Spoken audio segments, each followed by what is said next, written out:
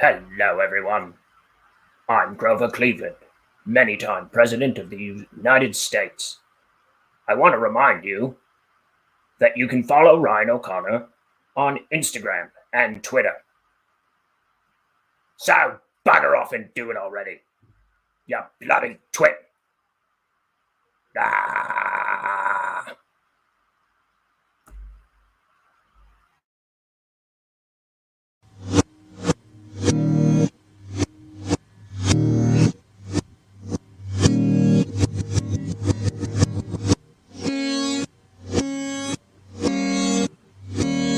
It's time for Ink the Book Show with your host, Ryan O'Connor.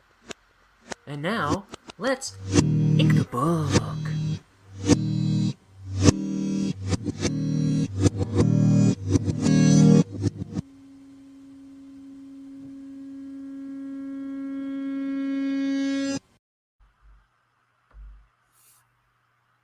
How's everybody doing?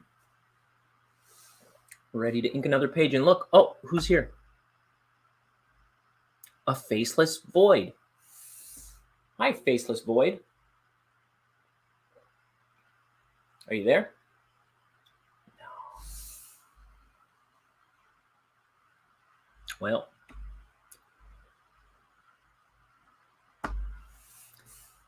yeah, I'm gonna kick him. But that was supposed to be my mom, I think. But yeah, we're ready to ink another page. I've been doing panels and inking the sound effects for a bunch of pages all day. And ooh, I'm jittery.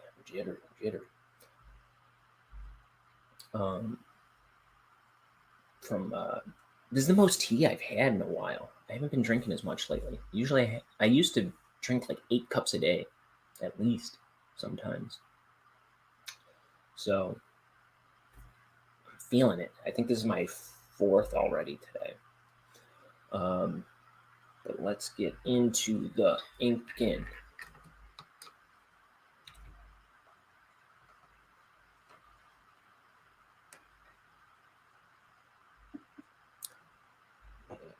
So I always send out the link to a bunch of friends and family to come onto the show.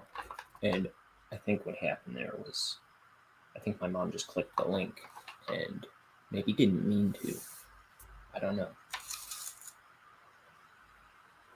Oh, I need some light here. There we go. Now we're ready.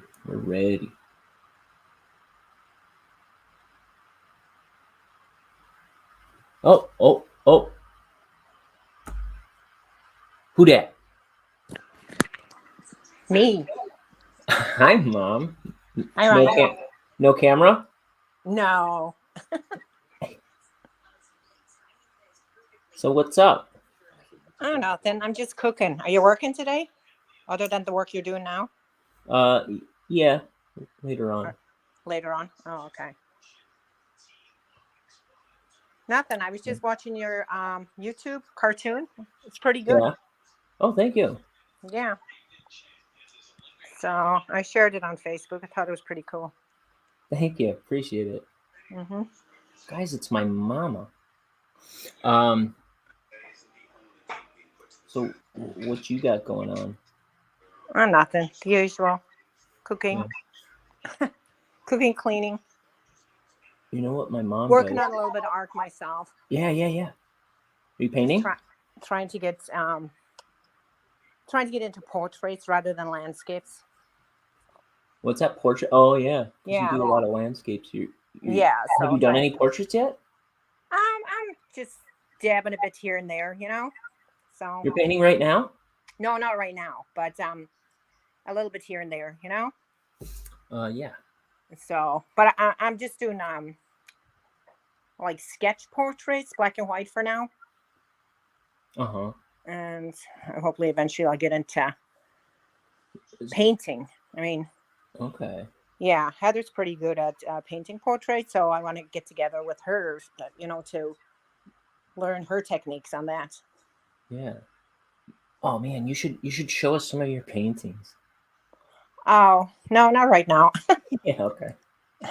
So But so what are you using? Just pencil right now? yeah, Heather gave me a variety of pencils that she used in college in art school. Uh-huh.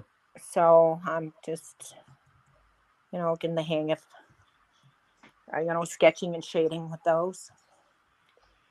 You used to do portrait drawings, didn't you? A little bit. I never followed through with it. They were just more like sketches, Mm-hmm. I'm trying to get them a little more detailed now, so I don't know. Just kind of a pastime, teaching myself as I go, Uh-huh. So,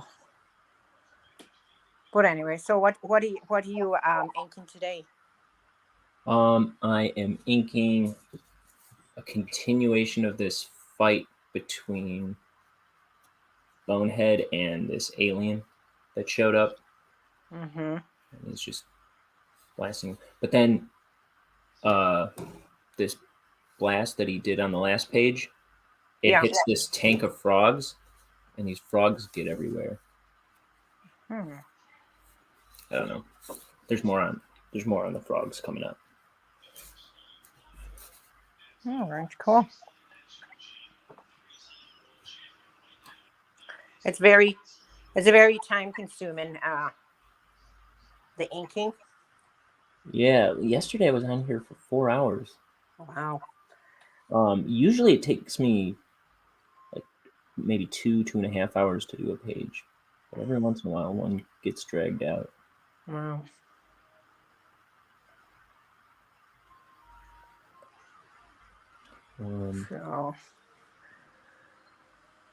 So anyway, you should come on and paint while I'm doing this sometime. Yeah, maybe sometime. Cool.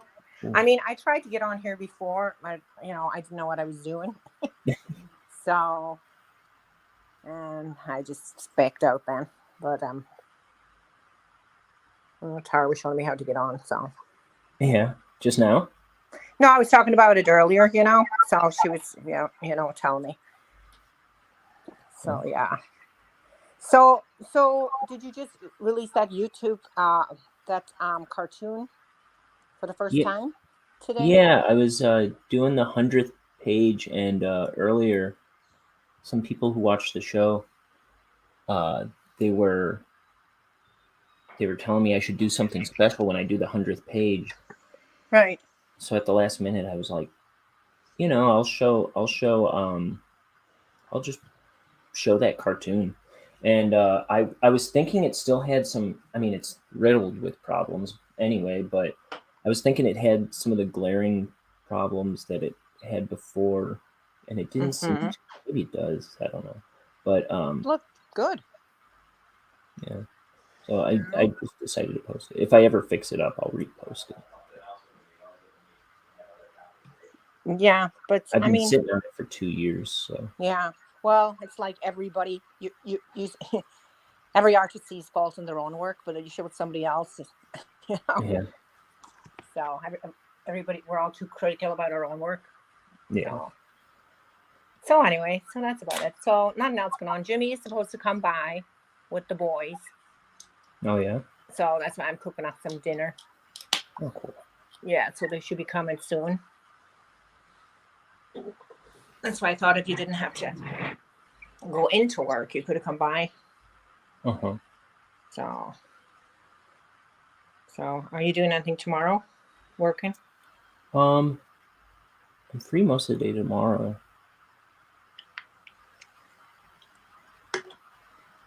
Yeah, because I'm supposed to go hang out with all the girls. They're having a girls' night. Today? No, tomorrow. So Dad was looking for something to do. So he might go by Mikey's then. Okay. Yeah, so if you're around, I don't know. He still has to talk to Mikey. He's inviting himself.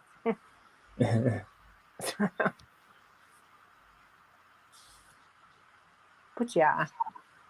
So have other people been on here a lot? Yeah. Okay. Yesterday Dad came on for a little bit. Uh-huh.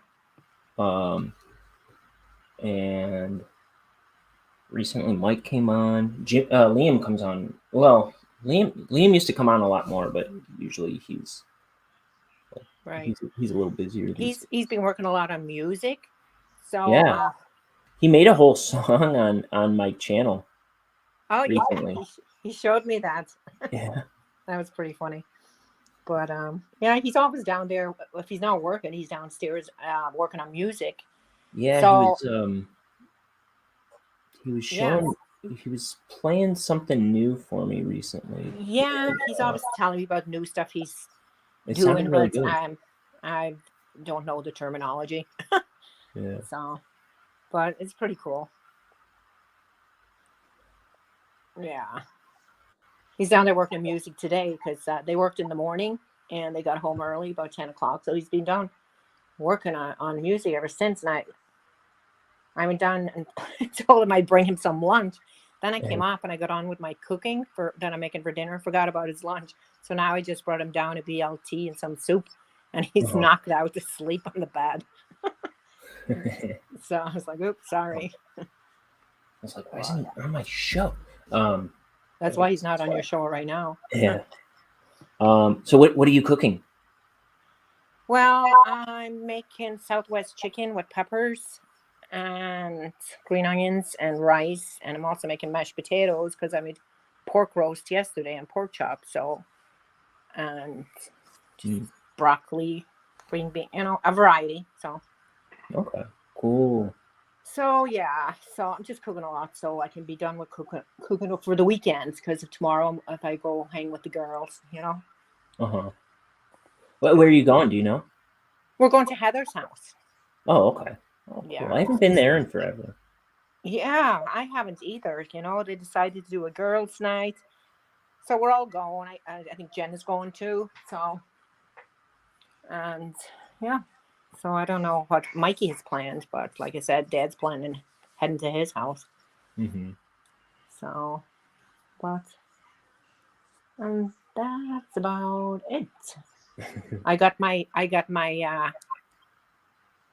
my salmon shipment from Alaska. Oh yeah, I'm jealous. Yeah. Well, the other night I was. You invited me to go over there for some wild caught salmon. Yeah. Caught by my fisherman uncle. And I had just ordered a pizza.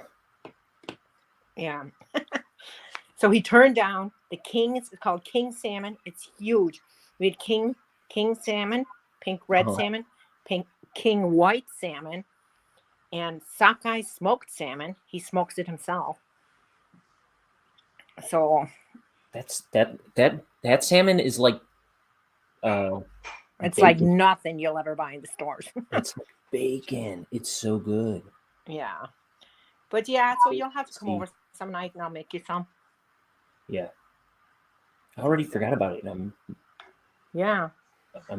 jealous. It's always a good dinner. So, I mean, even the little kids were putting it away. And they're like, 4 and 5 years old, and Chancellor's 3 years old. So they put their whole plate away, like salmon, potatoes, and vegetables, They're like, I love fish. Well, they'll eat anything. They're not they really. Because last time I gave them too, and I told them, your uncle caught this in Alaska from his own fishing boat, and they were so into like, the whole Uncle story Rhino thing. caught that? No. Yeah. No. But yeah, it's pretty cool. So yeah, we'll have to come over whenever you have a free night, free evening. Anytime. Just let me know. Okay. Yeah. So. Hey, Mom. How would you say "Ink the Book Show" in Gaelic? Oh gosh, I don't really. Oh, I forget the word for ink. And we learned to to write with ink in Ireland with the old inkwells in the desk with the old nib pens. Yeah. That's how we learned to write. I'm telling you, it was quite an ordeal. Oh, I'll bet. You got me one, I think. Yeah. I think I got one for Christmas. I was trying to use it a little bit, Mm-hmm. and I barely used it in a sketchbook. Right. But if I think I just barely got the ink flowing. Yeah. But I'm looking forward to trying that out a little more. Yeah, it's a work of art just trying to master it. I'm telling you, it was such an ordeal trying to learn. But that was just the old-fashioned way. So, and we at that point in Ireland, we were like years behind. You know, anywhere else in the world, it seemed like. So, yeah. I remember the first time when the Biro came out. You heard of the Biro brand pens? Oh, It's just a regular pen, but it was the Biro brand. We were all fascinated with it. You know, to be able to at last be able to do our homework with a regular pen instead of, you know, nib pens with ink. Yeah. So yeah, you'd swear I was born in the 1900s. 1800s, but the times were they're modern now. Ireland's it's more modern than when I was there. Oh yeah, definitely than when you were there. You know. So I was there in something like 1997 or something. Yeah. Oh, it was earlier than that. It was like 1995. I think. Yeah. Yeah. So maybe 96. Right. So I don't know about my St. Patrick's Day this year, Ryan, because Dad's having his knee surgery on the 11th, and I usually do the party on the Saturday before. That would be the 12th. And I'm just scared of somebody bumping into him, like the little kids jumping on him. Or I don't know. We'd have to see. He thinks he'll be fine, but you know, let's see. I mean, those kids are going to be coming over all the time anyway. Well, yeah. So we'll just have to put a guard around him so they don't jump on him. So. Yeah, so we'll see how it goes. But you know that we have a party for Grandma, the 19th. Yes. Be there. Okay. Yeah. So. Yeah, so that's pretty cool. There. Huh? I said that's pretty cool. She's going to be what, 93 or 94? 93 she's going to be. Yeah. Imagine. Man, I hope I make it that long. I don't know. Yeah, so that's about it. I didn't use the first 30 years of my life. No, I'm just kidding. But what was I gonna say? I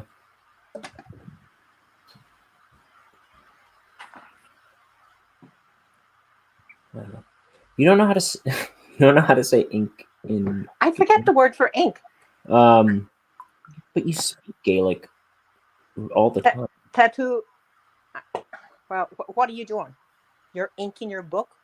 If I could remember the word for ink. Okay. What about how would you say you're writing in your book? Tattoo. How would you say Wrangelshank? No, I'm just kidding. Tattoo skriv at the lower lower is book. Tattoo skriv, that's writing. I just can't remember the word for ink. Write the book every day. I don't use that word every day. It's not a word I use every day, so Yeah. I did bring your Rip off. the fountain pens you bought me. I went to Auntie Oh, Maureen's yeah, like about a week or 2 weeks ago maybe, and I spent a week there, because she was off work for the week, and I brought some art stuff over there with the intention of doing something, which we didn't do. But I brought the fountain pens you bought me to show her because she used to do calligraphy in school. Who am I? Yeah. So I brought them to show her the set I had because lately she's been getting back into the calligraphy a bit. She bought herself a pen and she was doing like some art projects with writing little sayings and, like those stone art projects. Like on I forget how she did it, like on a little plaque or something, and made little stone characters and little stone. I don't know. I'd have to show you a picture. But anyway, she was putting, a nice inspirational saying with the artwork. And she was doing it in calligraphy, and it looked pretty cool. Oh, cool. So, and I forgot the set over there. When I got home and I unpacked everything, I was frantic, and I was like, what did I do with this? I mean, I know I brought it out to show her, and I called her, and she searched everywhere, and she goes, it's not here. And I'm thinking, well, it's not here either. So, but she found it a few days later. It had fallen down behind her couch. So I was like, yeah, right. You were trying to keep it. Nah, but it did. It fell down behind her couch. So, yeah, so she's going to get one of those. So I don't know, I meant to ask, where did you get that one? Was it Hobby Lobby or online? Yeah, I just actually, I don't know now. No, I did get it from Hobby Lobby. Oh, okay. Yeah. So I'll tell her because there's a Hobby Lobby beside her now. There didn't used to be forever, and she loves Hobby Lobby. So I'll tell her just go there. So, yeah. So she's trying to get back into her little artsy things also. Yeah, didn't she always have you do her art projects when she was a kid? Yeah. But she's always been kind of like crafty and artsy. And she was, but she was too lazy. She didn't want to take the time. She wanted to be away playing. Like in Ireland, we're always outside playing outdoors, and so she would tell me, please, can you do my art project? Because we would have to draw for homework. We'd have to draw some theme of a picture. I think at least once a week or something. She goes, please do mine. And she goes, but she would say, make it really bad, because if you make it good, he'll know it's yours. I'm like, how do I make it bad? And she's like, well, draw the lines kind of crooked, or make the people kind of crooked. I don't know how to make people crooked. But whatever. So, and then when we went away to what you call high school, which with us we had to go to the mainland, which meant we had to go to boarding school because on the island we lived in there was no high school. So we had to go to boarding school with 15 nuns. And then she decided to take art class. I'm like, really? why do you take an art class? You've never done a thing in your life. And she figured, because I know I'm going to fail everything else, but I might at least be able to get, a D or something in art. So she took art, and I never did because I thought it wasn't good enough. And she took art, and she did very well in it. She learned a lot, I didn't know that. Does she have any stuff that she's made? Did she save any of it? I'll have to ask her. I don't know if she's anything if she saved anything through the years, But then it's like, remember when I started doing the murals on the walls for you guys when you were kids and stuff, So then she decided she was going to do a mural on Kristen's wall. Right. And it was actually really good.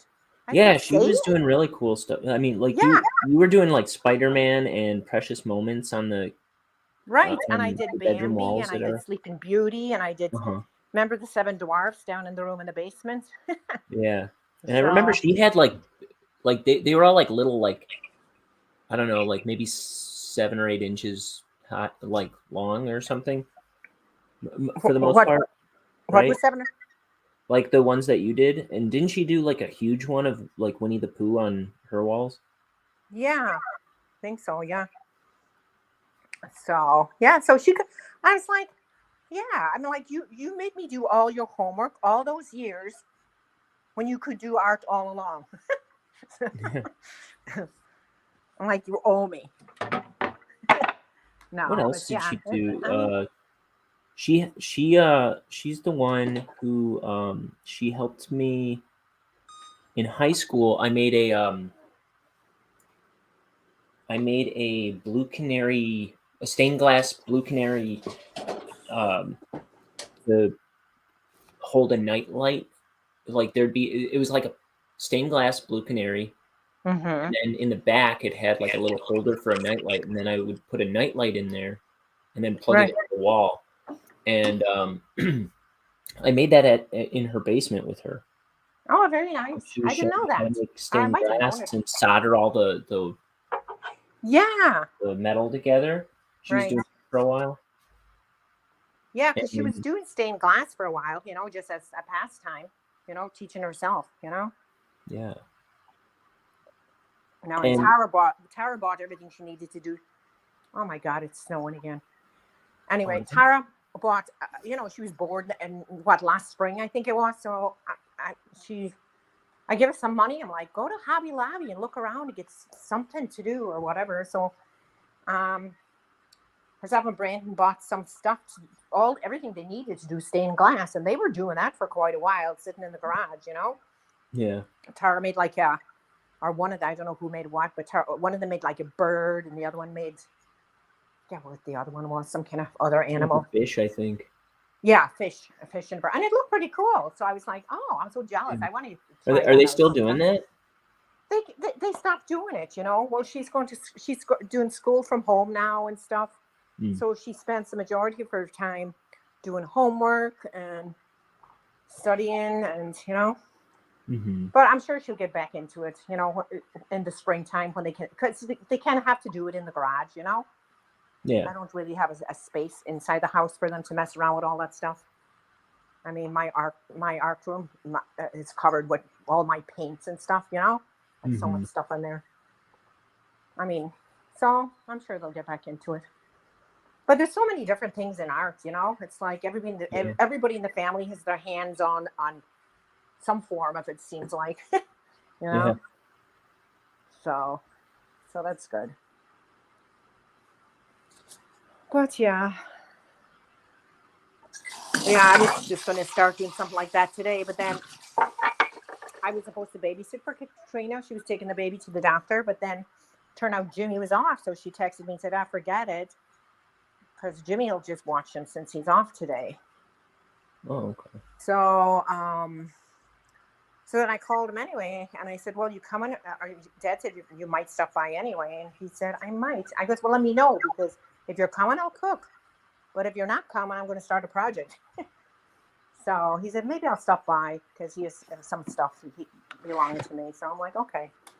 I'm looking forward to seeing the kids anyway. So. And what project were you going to start? I wasn't sure. I was going to either work on the portraits again, or I was going to do some paperwork for taxes. So, but I mean. But you finished your other big project, right? Like the bathroom's done? Oh yeah. That's the bathroom's all done. Thank God. So that's done. And yeah, I don't know if we're going to get, I think I'm fine for now for the rest of the year, because we got to just focus on Dad having his knee surgery, and see where that takes us. Yeah. So hopefully it'll all work out. And next thing you know, it'll be spring, and we'll be doing outdoor work and getting the pool ready. So there's always something. Wow, you're making progress on that, It's time consuming, but it's getting there. I can see it. Yeah, I'm looking at the time. It's been like half an hour. I'm still on the first panel. Yeah, but still. But this is an involved panel. Yeah, a lot of detail.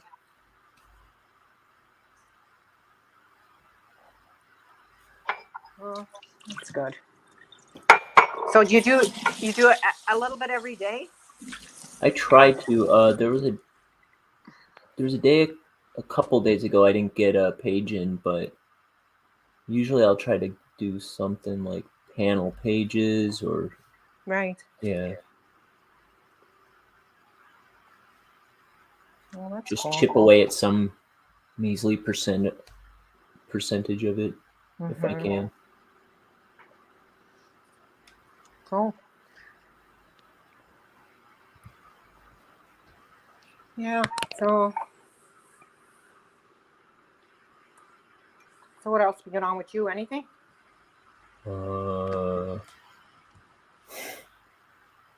No. Just working and work. Yep. Yeah. I guess. Yeah, I can't think of much else going on. Let me see. You know what I gotta do? I gotta get out to a library one of these days and find out how I'm gonna scan these pages. Start scanning these pages. All right. Yeah. I keep putting that off. How big are the pages? 11 by 17. Oh, okay.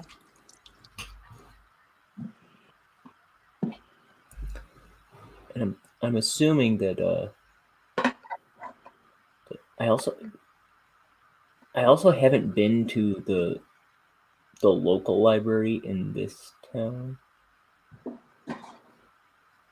so I don't know what to expect.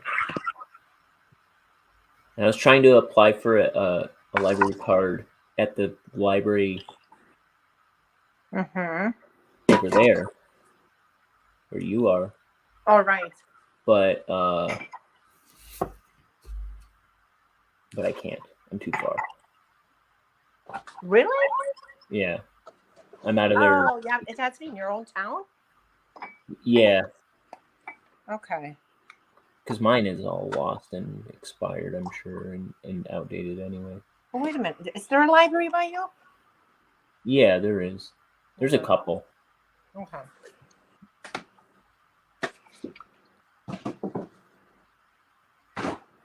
Yeah, well. When I applied for it, I think I just got to walk in and claim it or something. Uh-huh. Okay. But yeah, so you think they have scanners that big? I would think most libraries would have something like that. Right. A lot of them have a lot of resources for various things. Right. The library my friend worked at for a while, they had like a whole maker space, and I think a lot of libraries are doing stuff like this now, where like you can like they have like laser cutters and like microphones that you can rent, and what do you call them, 3D printers and all kinds of stuff like that you can just like use kind of at your leisure. Yeah, that'd be cool. Just instead of having to go to one of those office places and pay for all that stuff. Mm-hmm.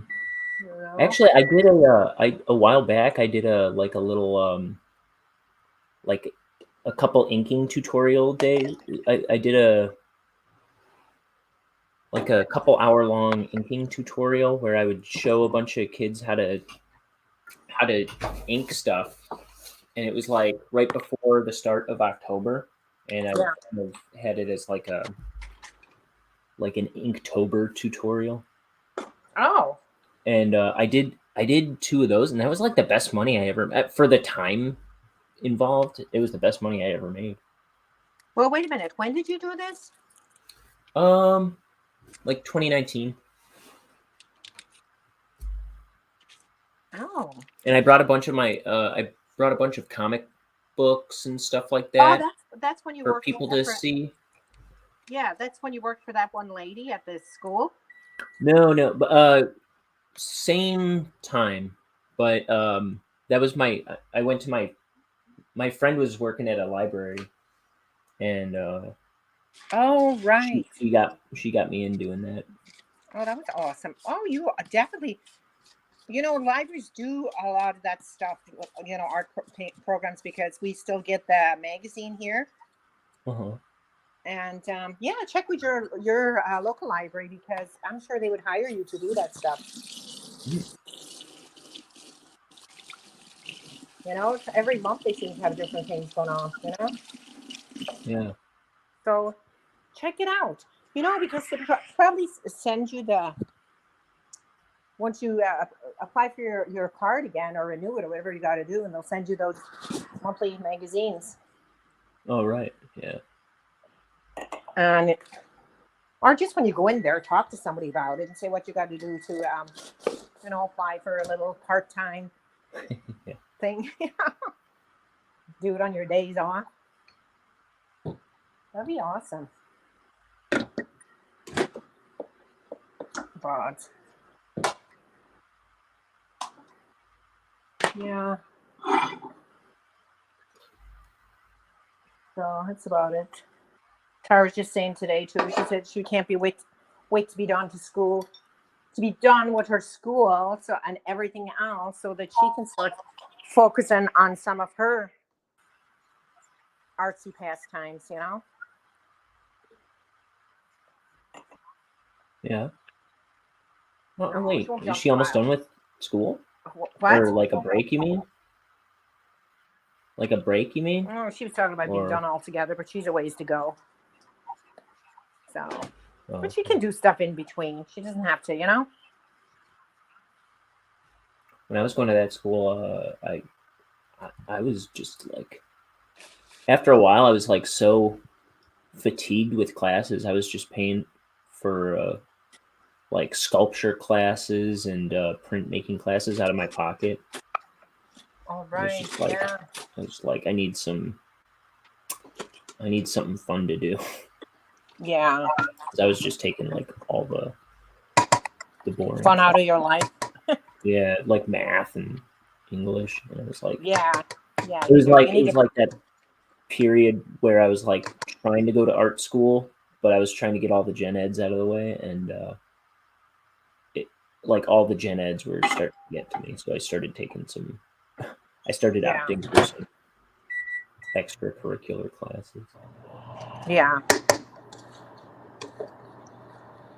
Yeah, you need to step away from, do something that you want to do, Mm-hmm. So, but yeah, that's cool.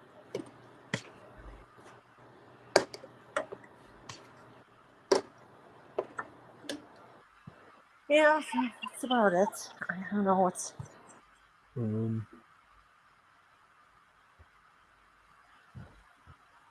Let me see. Oh, yeah, it's really coming down again. That snow. I didn't know we were supposed to snow today. I thought we were done with it for like a week or so. For the next, I don't know. We almost got away without it this winter. It seems. I guess not. Yeah.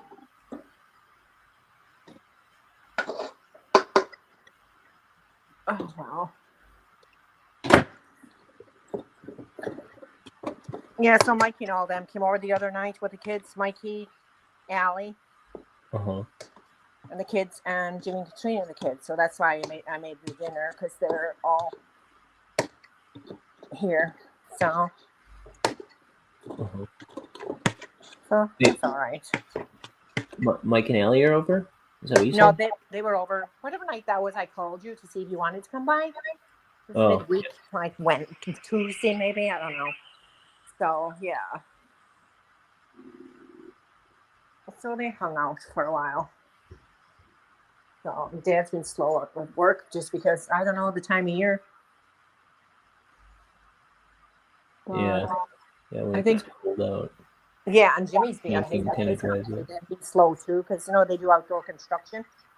So it's like just not the time to do it. Yeah. So Me and Liam and Mike recorded a new episode of that show that Liam's trying to do now. Oh, did you release it? No, Oh, and I don't think he's going to either, why? because his audio is really bad. Can he fix it or no? I don't know. Too I late don't think for so. that. Mm. But we were telling him the whole time, like, yeah, your audio is kind of stinky, and but we went ahead and did it anyway, and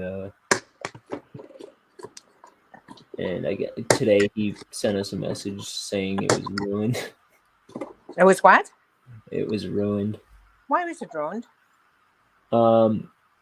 Just because he didn't like his audio. It wasn't that bad, but it was like his sound was kind of cutting out every so often. I mean, we could understand him for the most Yeah. part. He should still posted it. Yeah, that's 2 episodes that he scrapped Hmm. at this point. I think he's trying to figure out a better setup, though. That's probably what he was down there working on, because he Probably. went down to ask him, because I'm like, it's after 2 o'clock and you had no lunch or anything. I was telling him He- recently too that he might want to invest in. Well, he has he kept mic? showing off his microphone that Uh-huh. he wasn't using at the time. Hmm. But I was telling him he might want to invest in a webcam microphone. Oh, okay. Yeah. Yeah, well, that's what he was down working on that. That's what, like I said, when I went down there, he seemed kind of frustrated. I don't know what he was doing, but it must be he just was trying to fix it and couldn't. So, well, I'm sure he will then buy, what do you say, a webcam? Webcam?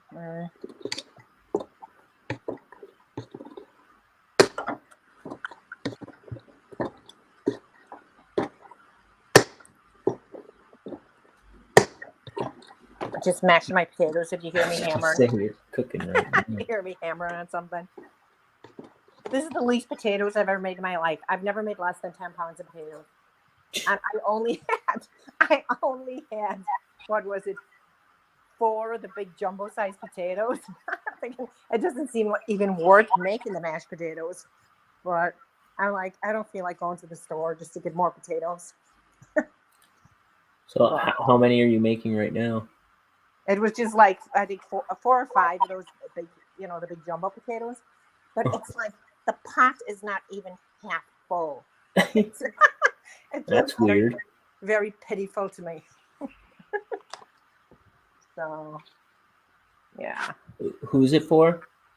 Well, I made a big pan of rice too because I didn't have enough potatoes left. It's just Jimmy. Jimmy and the boys are coming, and then Katrina's working, but she's working for a few hours, and she'll probably come after that. Okay. But there'll be plenty because I made rice also and Southwest chicken. So I just wanted to make some potatoes to go with the pork roast. So yeah, as Irish as chic. As Irish as they come. That's what I was trying to say. It's a very sad pot of potatoes. Yeah. So, but anyway. Yeah, so I'll get to see the whole crew tomorrow, all the girls anyway, so. Yeah. Did you say what you're doing tomorrow? You're going to Heather's house, but... Yeah, well, they said a girls' night, so I imagine we'll be playing games or something, Man, I want to do... Well, I guess I kind of have been doing that with the guys, but not in person. Like, we should... Right. Me and my brothers should all do something, hang out. Yeah, because everybody's at their own house doing the online stuff. You need to get together once in a while and do it like that. Yeah. I'm sure it would be a blast. Just can all come over here. Liam has his studio downstairs, so. Yeah. Yeah, just talk to them, and I don't mind whenever you want. It's fine. So that'll be fun. I can make you guys some food and a few potatoes. Yeah. So yeah, check with Mikey and Liam this weekend, whenever you have some time, and try and plan it. Oh, I've got plans already. I mean, like I'm not plans this weekend, but I've got plans for Right. what I think we should do already. Oh, really? Yeah. Yeah. Yeah, that helps. I've got some ideas. My Right. my wheels are turning. Your wheels are always I turning. want to do a guys thing with them.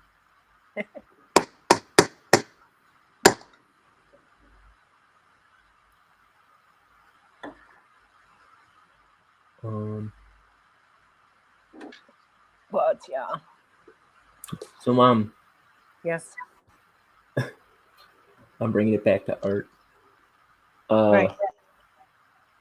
What made you want to be an artist when you were younger? That you were always so good at drawing? I mean, Because your I never. sister There obviously was never a thought you stage. There wasn't anything or a stage that that made me be an artist. It's just when I used to draw my pictures for school, like grade school, like I told you, we had to do a little project once a week, and everybody always liked my pictures, and I didn't think they were good at all, to be quite honest. Yeah. So I thought, and then when I went to high school, I thought I was so bad. I was too embarrassed to take an art class because I thought I'll be the worst one in there. So I never took an art class in my life, to be quite honest. And then I did do that one. Remember when me and you went to ECC just to do a painting class? Yeah, the community college. Because I started trying to paint by myself, right? And I was thinking, maybe if I take a class, I will, learn something instead of struggling with stuff I'm trying to teach myself. So you said you would sign up with me. And I think I went to the classes because I was. We went to a couple, like 3 or 4, maybe. I want to say.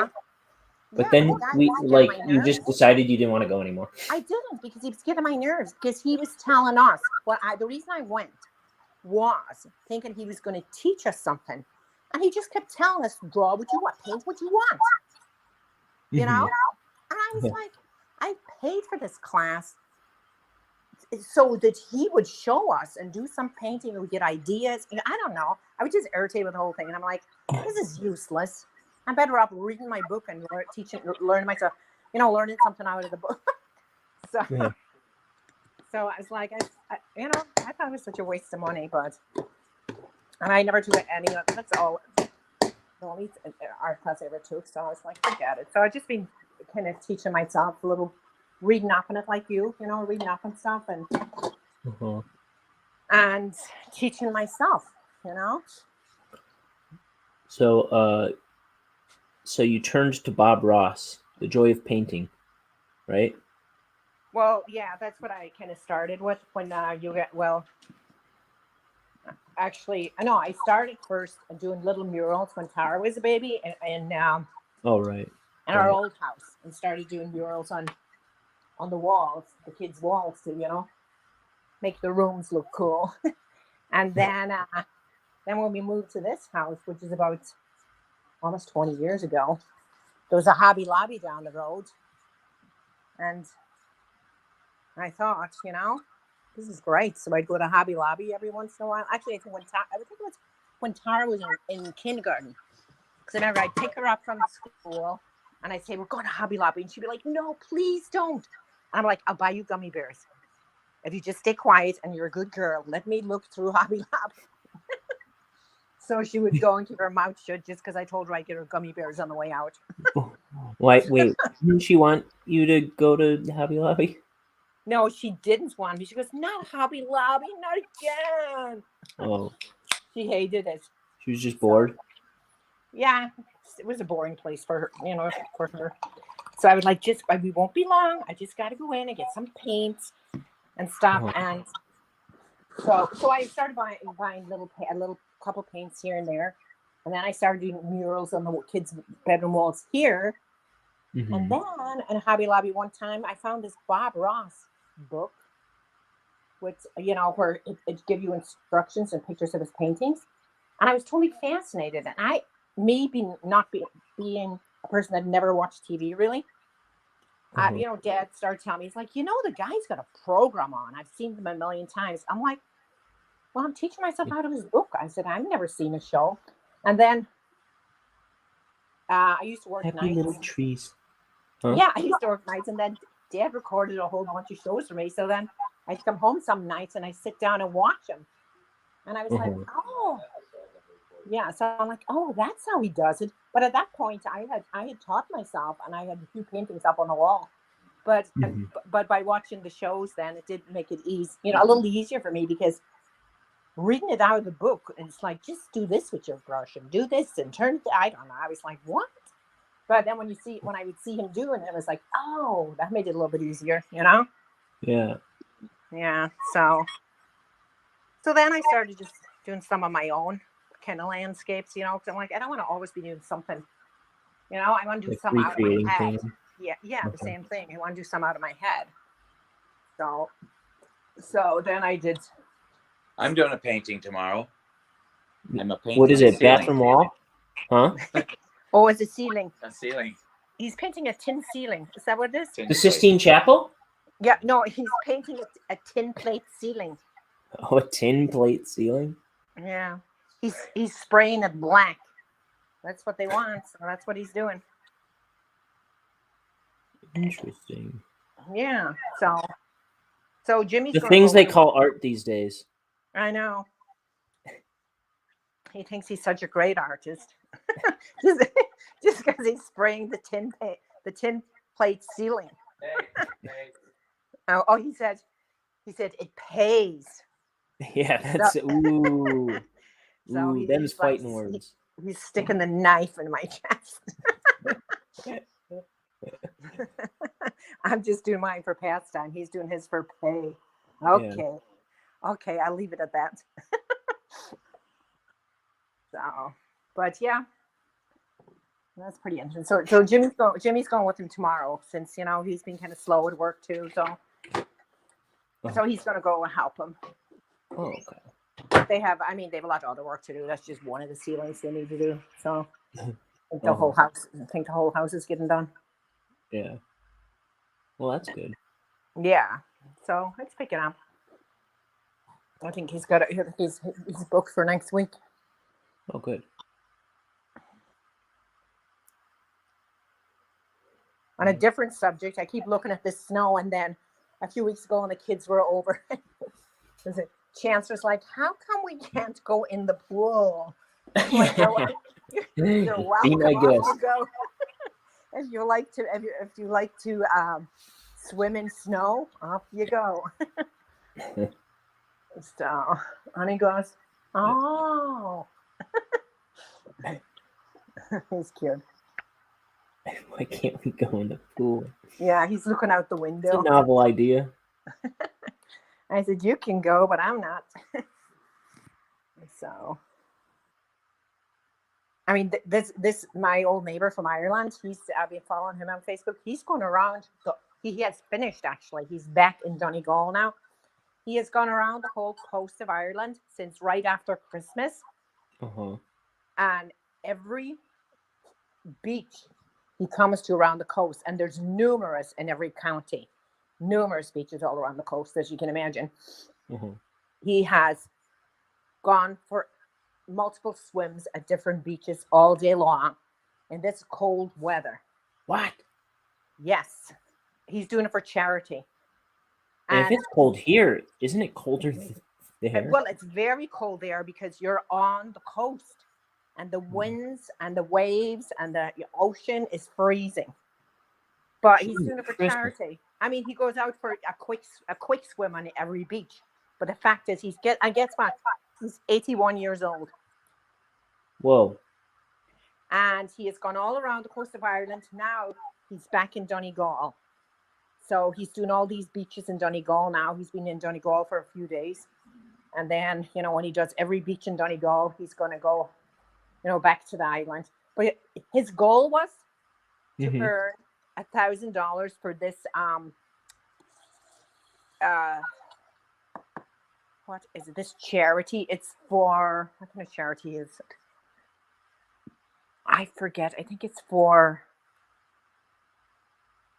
like maybe like depression and stuff like, kids with, Oh, yeah. with problems and depression and anxiety or something. So I think it's that. So his goal was to earn $1,000. He did a GoFundMe thing, and he won't take cash from anybody along the way. They got to put it in the fund because he doesn't want any money for himself. He doesn't want people have tried to give him money for himself, and he's like, no, he won't take anything. Just put it into the GoFundMe thing. His goal was $1,000. So far, he's raised over $80,000. Whoa. Isn't that amazing? He put us to shame. He's 81. Going out in that freezing cold every day, multiple beaches. So, and the cool thing is, in every town, that's the way the people of Ireland are. And every town and every beach he goes to, there's a multiple of people that join him for the swim. And if they don't go swim, they come to watch him. And a lot of them, he had bought a van with a generator in it, so he can cook in the van and made a bed in it. It's just like, it looks like a work van. But a lot of these people all along the way, there's somebody in every town taking him in for the night. There's restaurants giving him a hot meal. That's so cool. Yeah, people are just so good and so generous over there, What a guy. Yeah. So, and people are buying him like extra towels. People will take his towels and his clothes and wash them for him and give them back to him so he can be on his way the next day. But he's just driving around by himself. The whole country. That's really cool. I know. I thought it's like, gives me goosebumps. I'm like, what? What a guy, Yeah. So, and the thing is, in the interview when all these stations, TV stations in Ireland have been interviewing him along the way. And the one was asking,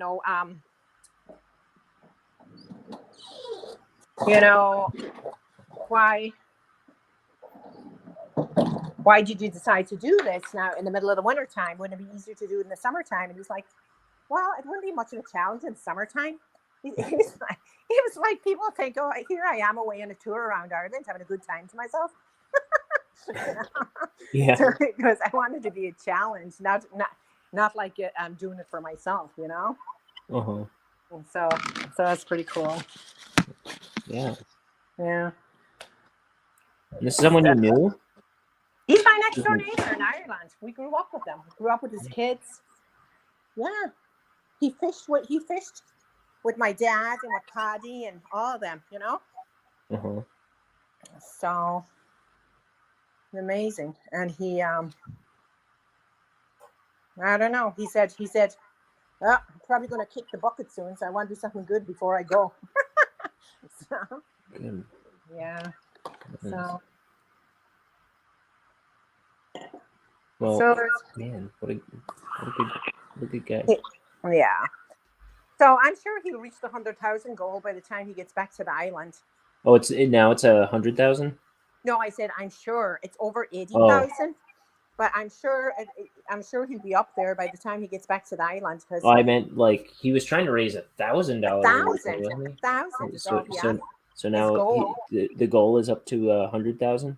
No, the goal has never gone up. I'm just saying he probably will. I'll just hit that. People are still donating. Yeah.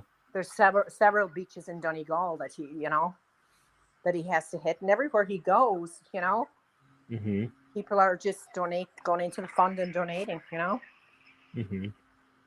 But I'm just glad people are being good to him along the way and helping him out. He didn't expect that at all. He didn't ask for it, but people insist. So do you know what it's a GoFundMe, you said? It's a GoFundMe. Yeah, I already donated to it when he started out. Oh, cool. I can send what's you his name? His name is Paddy. P-A-D-D-Y? Like my brother's name, Paddy, and Conahan, Conaghan. So yeah. So I'll I think I already shared the link on Facebook, but I can share it again, and you can see it on there. Yeah. If you send it to me, I can put it in the description of this video. That'd be cool. Oh, dude, that would be awesome. you know, because I don't know how long he's left till he gets done with, but you know, he's probably at least a week left. But yeah, I'll send it to you this evening. Cool. Yeah. So that's a good story. Yeah. Yeah. So. But yeah. So my brother's been asking us to come to Alaska. Oh He's yeah. like, he said, well, Mike's going to be out of work, so why didn't you just come down here? And I'm like, well, he kind of needs rehab with his knees. He's not going to be able to move around very well. So. Have you been out there yet? Oh yeah, Maureen and I went about, how many years ago was that now? Maybe 8 years ago or something. Okay. But yeah, so he keeps telling us, come on out. He's like, I'll buy the tickets. I got the miles on my car. Just all you gotta do is pick. So I said, well, the tickets. So Ryan, if you want to go to Alaska, Yeah, sure. yeah, he'll take you out there. You could visit your friend. Isn't your friend out there, Alex from? Yeah. Yeah, yeah. I don't think he's anywhere near there. Oh, I think he's in Anchorage, right? Something like that. He wouldn't mind visiting Kodiak with you, Yeah. you know? So, Fix yeah, that. we plan it sometime. Yeah, but that's Kodiak Island. It's pretty cool, I'll tell you. That was like, when I got back, I said that was definitely the best vacation, the most relaxing one I ever had, because you're just out there in nature. And it was great. I was out on his boat, and we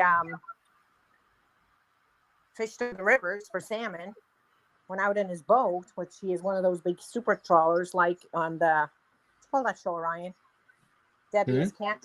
He is one of them big boats on Debbie's Catch, you know. So we went out in that. We couldn't venture out too far, because when we get out so far, you can feel that seasickness starting. And right away, I was like, okay, this is as far as I can go. You know, so I'm like, we got to go back. You know, so. Yeah. He was talking about, like, you know, if people screw around on it. You were on his fishing boat? Yeah, but he wasn't fishing at the time. He practically took Maureen and I out for a tour on it, you know. So, but once you get out into the deep sea, you know, and yeah, you feel that nauseousness come over you, like, oh, here it goes. I'm like, nope, let's turn around. That's enough of that. I don't know how they do it. And it wasn't even stormy weather when we were out, so I have no idea. Some of the videos I've seen of them out there fishing, and the boat looks like it's under the ocean instead of on top. Oh my God! It's not too far off, I'm sure. You know? No, it's not too far off. It's I just. It don't sounds know. like it gets that sounds like it gets so grisly. Like I wouldn't be able to do that for a living. No, I would be freaking out. I can't do it. And you'd never. But no, enough is enough for me. So it's pretty intense. I just don't know how they do it. But yeah.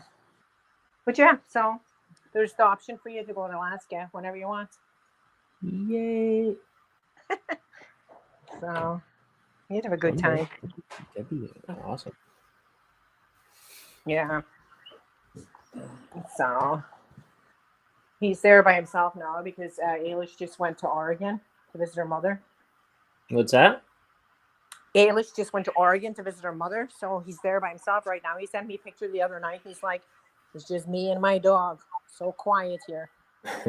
Oh. And then he was on the phone to me then. He's like, why don't you guys come out here? You know? So I was like, yeah, we'll see. But yeah, this is their like off season, so they go back out in January, I believe. You know, Yeah. and then yeah, and then he sends us the cod. Like, this one was a shipment of salmon, so that's nice of him. So you got more coming soon? When is that? He sends them a couple times a year. He sent us sometimes a couple of shipments of cod a couple times a year. He usually sends them with Danny, my brother, because Danny comes back and forth now between fishing seasons, and he'll send them with them. But Danny's already in town, so he shipped. Oh, is he? He shipped the fish with FedEx, overnight FedEx. Yeah, Danny's in town because his wife was sick, so he left in an emergency, so he didn't have time to pack up the fish and send it with us, So he said, I'm sending it anyway. I'm going to send it with FedEx. So I'm like, oh, cool. So I hope she's doing all right.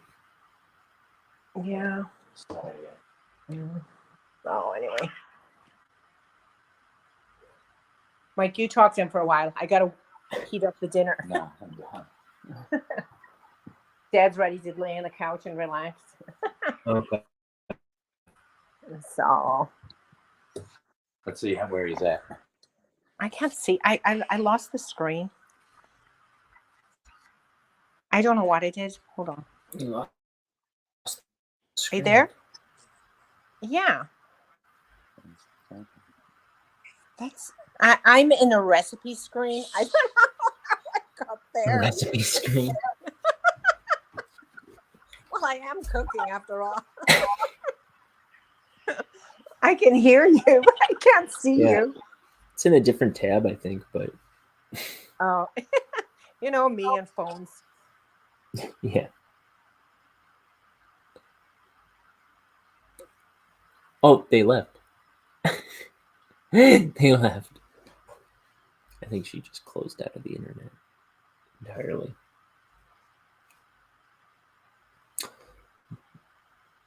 Okay. So that was my mom.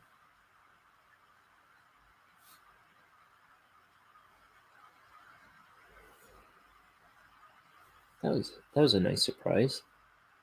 Oh, Slowpoke Rodriguez, it says. That's my real name. Oh no, we have to look at you too, Mike. He's got to look at me now. Ryan, I don't know what I did there. I hit something and you were gone. Yeah, I think you closed the internet now. I did. So, but you're sticking around, huh? Huh? I said, but you're sticking around? Yeah, I will for a little bit. Okay. I mean, I have all, what? They can warm up the food when they get here. I'm not going to try and keep it warm. So, anyway. So, Mom, when are you putting out an art book? Oh, I don't know. I'm not good enough yet. Oh. I don't know. What are your? Do you have any like art goals? How about that? Not really right you now. Were trying to learn portraits. Portraits, because I would really like to be able to do like portraits of the little grandchildren and everything. Oh, that'd be great. Wouldn't it? Yeah. That's kind of. I just remembered. It was a while ago. I think it was back in the summer. Katrina, my sister-in-law, she wants me to do, because I did a painting for her birthday one year with her, Jimmy, and their two boys. Oh, that caricature, or whatever you call it. Yeah, and cool. she was telling me she wanted an updated one because they have 3 boys now, but now they've got a 4th kid on it. So it's hard that I haven't started it yet. 2 years. Ryan, just Yeah, it shakes out. Yeah, just wait and make it a Christmas present at this Right. point. I knew when I was doing that, I was like, this is going to be obsolete. Yeah, really soon. We're looking for a girl, Yeah. needless to say. She was taking down the Christmas ornament. One that said "the boys" on it. What's that? She said that's a sign from her What was it? little grandma. Wait, I can't hear you. She said that when she was taking down the Christmas tree, an ornament fell and shattered. Said "the boys" on that ornament. So she reckoned that was a sign from her little grandmother that died. Her great Oh, grandmother. yeah. You're breaking up a lot, but I got you. Did you get it? I know what you're saying. I don't know if Yeah, he's saying that the ornament that the grandma gave her, what it says, the boys, And that fell off the tree and shattered. as if to say, "Oh, you don't need this ornament anymore because it's going to be a girl." So Yeah. that's what she's thinking. Let me see what you're drawing today. I am drawing more of this little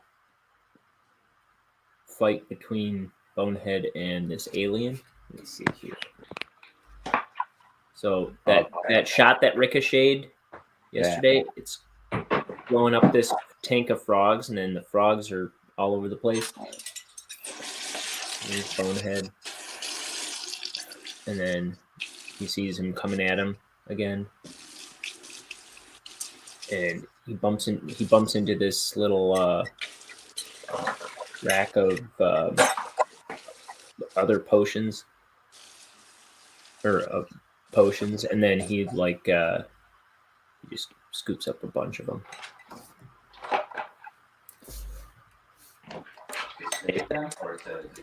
What's that? To stop it breaking. He's gonna defend himself with them. He's gonna start throwing them at the alien guy. That's what I would do. That's what I would do. Yeah. Because well, bad as it is.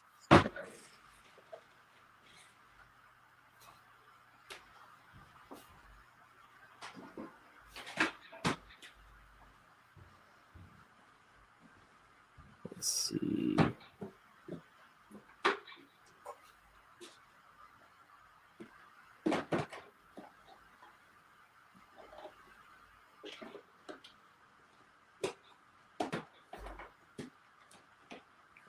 Is he there? Yeah. Oh. Sorry.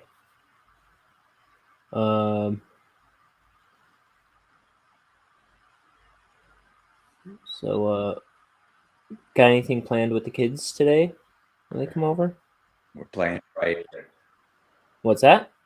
We're playing it by ear. You can't hear anything I say, can you? I can hear you, but you're real choppy. Maybe that's because she's on the line. Well, haven't you had more than 2 people on before? Uh-huh.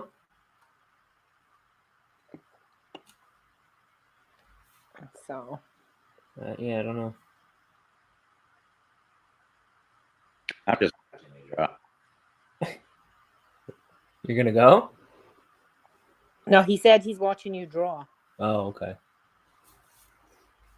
I thought you said I'm just gonna get off. That's what I thought. I heard. Oh. I get off watching you draw. Yikes.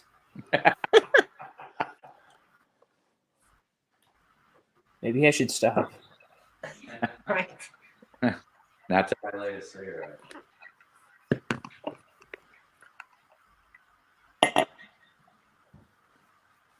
Okay.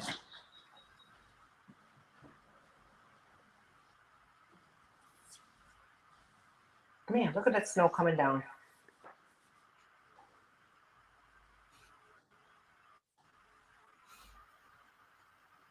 I don't wanna. Mm.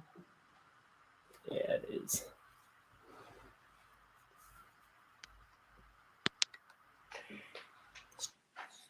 No. So if you make this portrait for Katrina, are you going to do it like the caricature? Is that what you call it? Yeah, last time I did it kind of caricature-y, and did it in watercolor. I guess I would do the same thing. Right. Maybe I would do something different.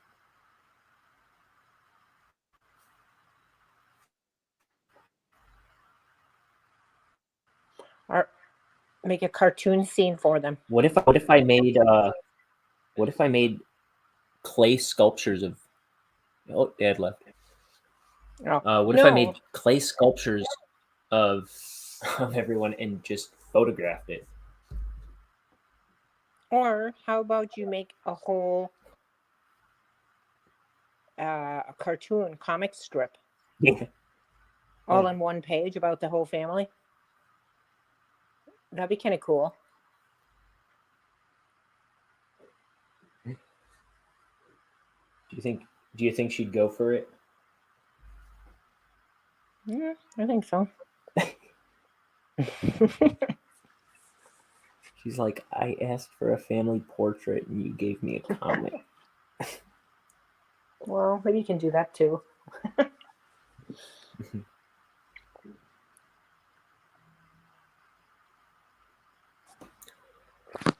So yeah.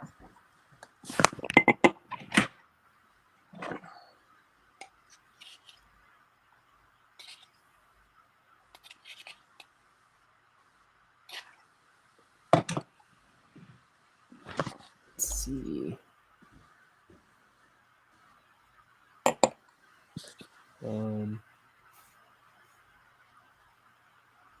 So wait a minute. Yes. So you're inking these now, Uh-huh. and then you add color? Yes. I will eventually. Okay. So once I get the pages scanned, I'll bring them into Photoshop or Clip Studio Paint or something, Mm-hmm. and I'll color them digitally. And that's also when I'm gonna add the word bubbles and everything. Oh, cool.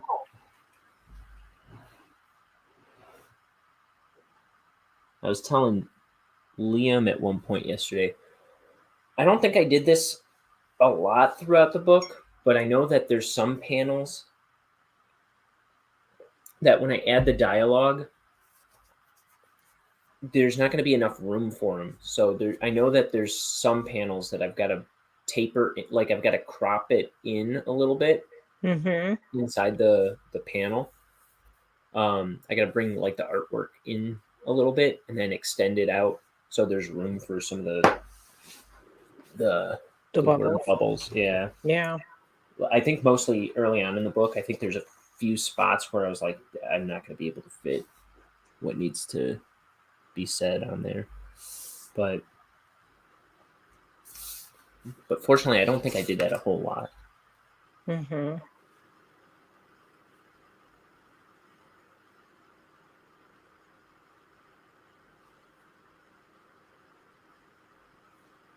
But there's a solution to everything.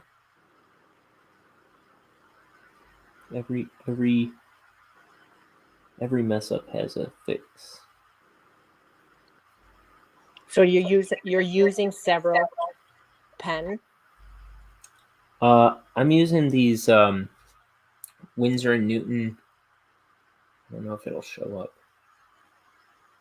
It's Winsor and Newton Series 7. Kolinsky Sable brush. This is size 3. Oh, and you're just dipping it in the ink? Yeah. So I've got like a little, I don't know if you can see that. I've got a little like beer bottle cap over here. And I've got a whole bunch of beer bottle caps saved. So I just pour my ink in one of those. And Right. It's easier to control it from something small like that. Yeah, then that way I don't have a lot of extra ink out and about. If it spills, it's just a little bit. but also it tends to be pretty close to just the right amount for a page. All right.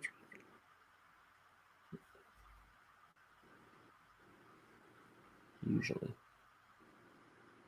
It's actually more than enough for most pages. Mm-hmm.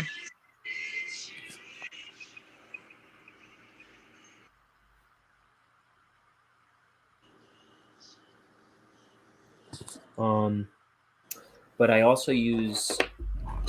I just got this set for Christmas. These Copic Multiliners. This is 0.8.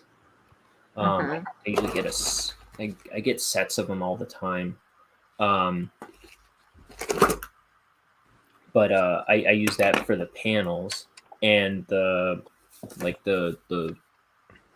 special the what do you call it, sound effects and stuff. I use those for that. Right. And then for like mess ups, I use these Sakura jelly roll pens. I think I need to get some more because they seem to be running out of ink on me. Or I use Stow Jumbo Correction pen. I used that one a lot yesterday. You probably go through quite a bit of supplies. Yeah. Mm.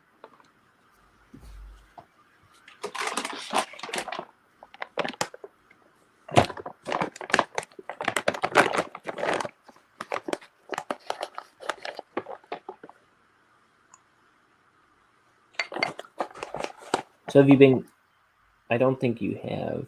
But have you been crafting anything lately? Me? Like No. knickknacks or no?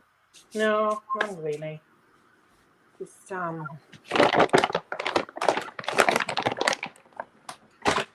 No, I want to get, just into like these portraits and stuff, and nothing else exciting right now. So every once in a while, you start making all kinds of weird stuff, like you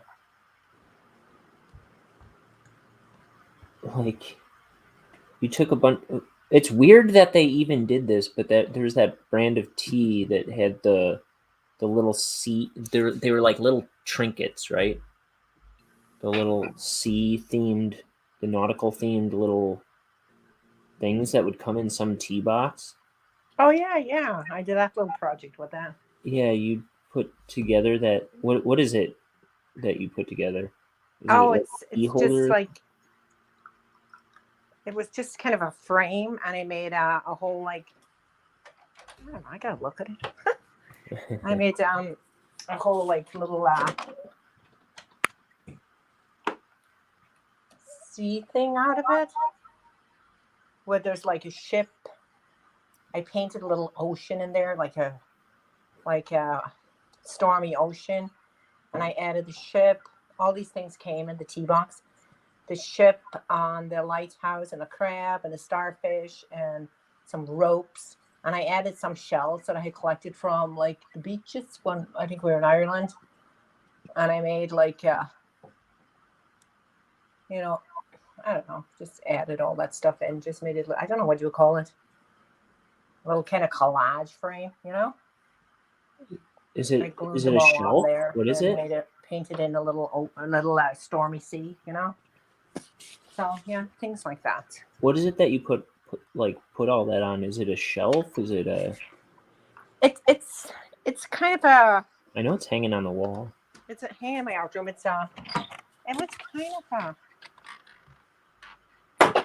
It looks like a long, like rectangular frame, but it was something I had reused. I don't know what it was from originally. So it's just a decorative thing, no function. Yeah. Oh, okay. So other thing, you took all these old glass bottles that some kind of juice came in or something. Oh, the one I made the nutcracker from? Yeah, you made like these nutcracker looking, like I think pirates or something. Yeah. Yeah, and I found old stuff around the house to just make it like a nutcracker. It was like pirate nutcracker. Yeah. So That was that cool. was kind of cool too. I know I haven't done anything that crafty in a while, so I gotta get back into it. You know, Mm-hmm. the thing about artwork is like I always put it off like the last thing to do. Like I Yeah. gotta do this and I gotta do this. You know, gotta get all this stuff done. And when it comes to doing, you know, I have to be like you and more disciplined and just say no. I'm not doing anything else today but my artwork, you know? Well, that said, you know, I'm always running into the opposite thing where I'm like, ooh, I forgot to send the bills out in the mail today, or you know, I Right, get too yeah. preoccupied with this kind of stuff, and then Yeah, forget then about you're the stuff that opposite to needs to me. get done. So, and then I get to the point where, oh, now I don't feel like doing anything that I want to do because it's actually, you know, it's fun, but it's Uh-huh. actually work too. You Yeah, know what I it mean? can be very, very fatiguing. Yeah, and it's like you enjoy doing it, but you need to be in the mood, and yeah, you know, you can't do it when you're tired. You need to be, you know, in a frame of Yeah. mind. So I don't know. Some people can just whip things out, I guess, but I usually, I don't know, just I try to be too perfectionist about things, and you know, Mm-hmm. turns into work. Yeah. So, but that's all right. It's a good work if you give yourself the time to do it, like Mm-hmm. you do. So, but Yeah, anyway, I just make myself do it because if I don't do it, I'm never gonna do it. that's true. I'm glad you're doing it then. You know, that's what Liam was saying the other day. He's like, he keeps working on stuff every free moment, his music and everything. And he's like, you know, I don't want to be like waste like 10 more years and then think, you know, I could have been doing this for so much longer, you know? Mm-hmm. So I'm like, well, you're only 23, so you've Yeah. got a good start. Yeah. So, yeah. But like, if this starts like getting in the way of, I don't know, being with the family or something, or if it stops being, if I stop being able to have fun, maybe it's not a good idea anymore. Yeah. You know what I mean? But Oh, yeah. No, but you balance out your time between everything, it seems, because you don't miss anything that's going on, you know? yeah, I that's important to me to Yeah, because I know keep anytime I everything. call you, sometimes last minute, you drop what you're doing and you just get over here, you Yeah. know? So, right. So, Because as much as I sometimes like it's like, oh, I don't have time to do anything. Like I don't have time to hang out with Tyler, my roommate, right. or something like that. It's like, yeah, but that's important too. Like as important as this, but like nobody's like forcing me to do this but me. Yeah. And I don't know. Gotta so I gotta keep like I don't know. Like all the priorities in my life are like Yeah. you gotta balance them. I'm just saying there's artists in the war like you know like I think like what's his name Norman Rockwell. I don't think he was a very good family man. Oh, really? I think I've heard. Yeah, Mm. He was an amazing artist, but, though. yeah, but it's like if you can't Balance it. yeah if you can't take care of your family, like maybe you're the best artist there ever was, but you know you kind of you're not doing so good at the art of life. That's how I've heard it. Mm-hmm. Yeah, that's true. And I think a lot, I'm sure a lot of people have a problem balancing everything because Mm-hmm. you just get so caught up in one thing, Yeah.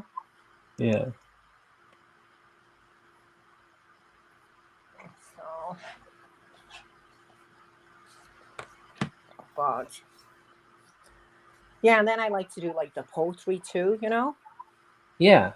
I got to get like them all together, like in a book or something. But usually, like, because when you spend time with me, when I spend time doing a painting, I'm usually, a million thoughts going through my mind. And a lot of times I kind of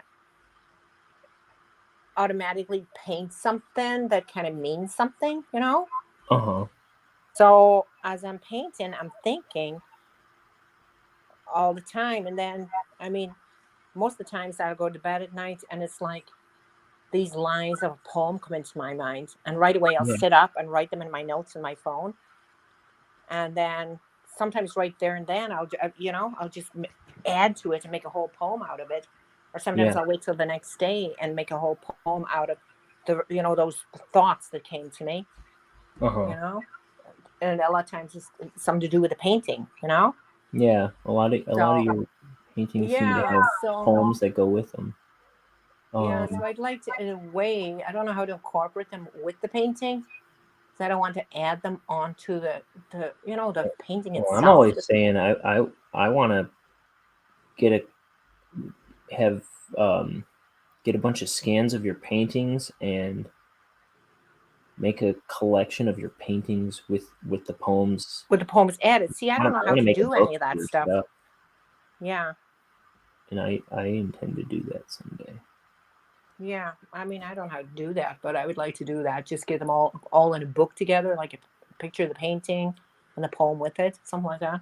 Like I want to actually like publish it and get it like just have enough copies made for like just for family, family. Yeah, that's just a pastime, something to have. It's like this is what was going on in my mother's heart throughout her life.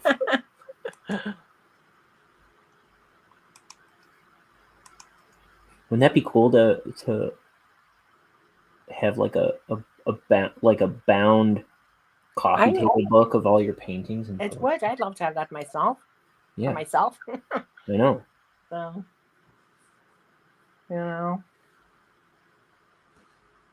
but anyways. Kaylee's texting back and forth. I don't know, she must be in the group. I just see the quick message and it disappears. About music or something? Some songs or something?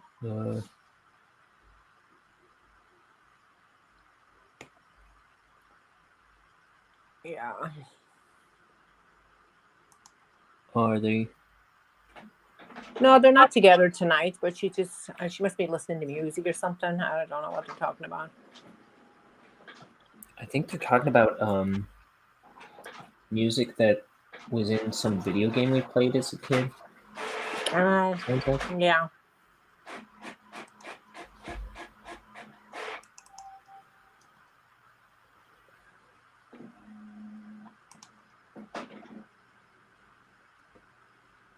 Tony Hawk Underground or something. Oh, okay.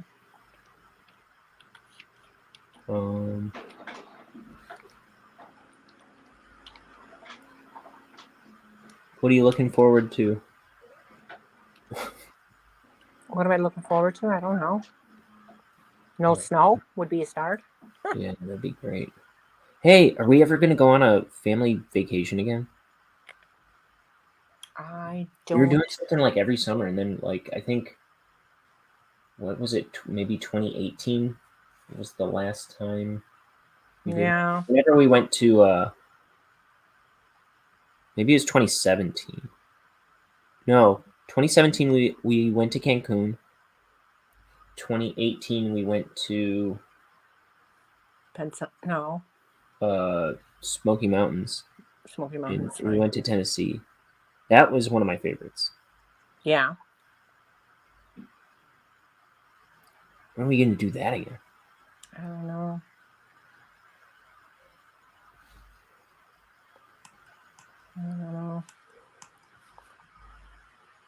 I don't see anything for this year. No. Because Dad. Well, because of knees and everything. I can't really plan anything. I want to see how this is all going to go. You know? So. Yeah, I think he was telling me yesterday, like he they don't want him kneeling or anything for like 6 months. Yeah. That's crazy. It's a long dang time. Yeah. Mm-hmm.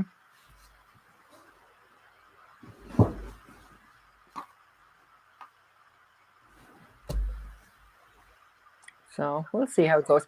I mean, some people recover faster than others, you know? Yeah.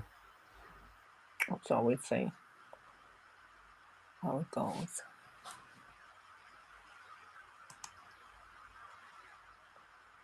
But yeah.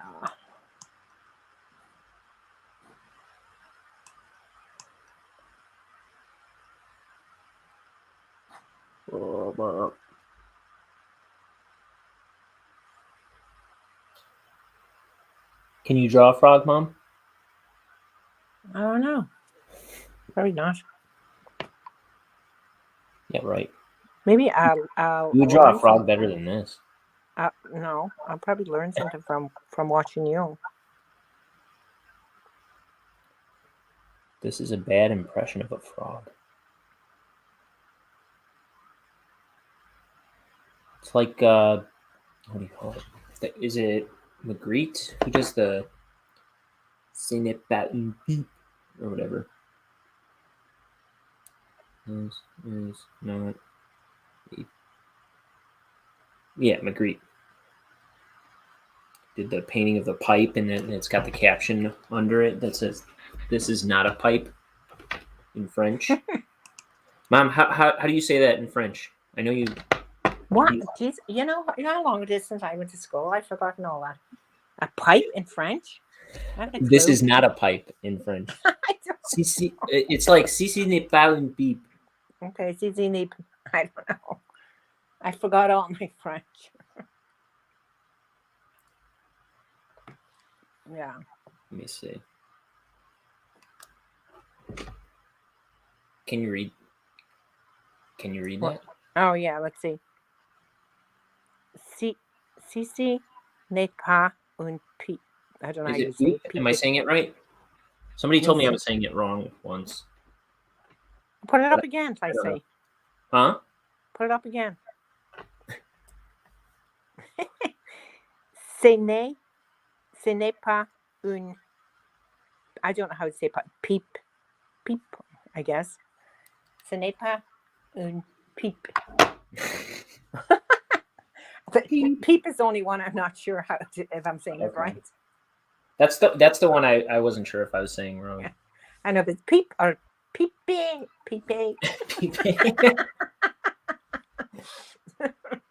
That sounds like a Spanish pronunciation or something, though. Peep. I think it's probably peep. Do you remember anything in French? I don't know. Very little. A random word here and there, probably.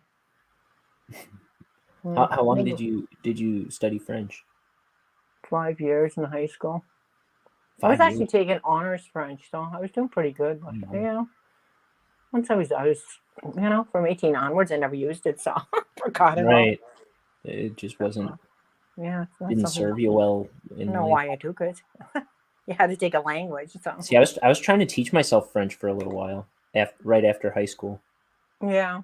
I mean, it's fun to study language, but then when you're not using it for anything throughout your life, I mean, yeah, you just forget about it. Just forget it, you know. So.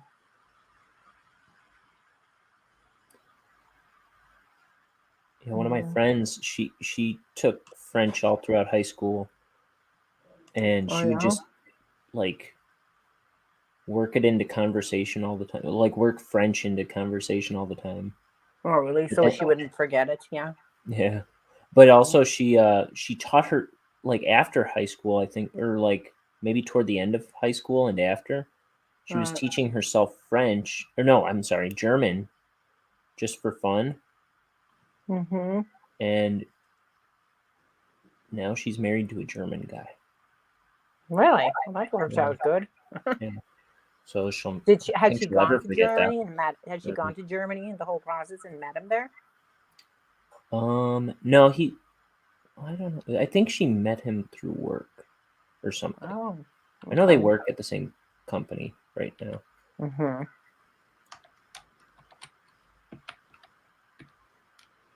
Well, that's pretty interesting. Mm-hmm.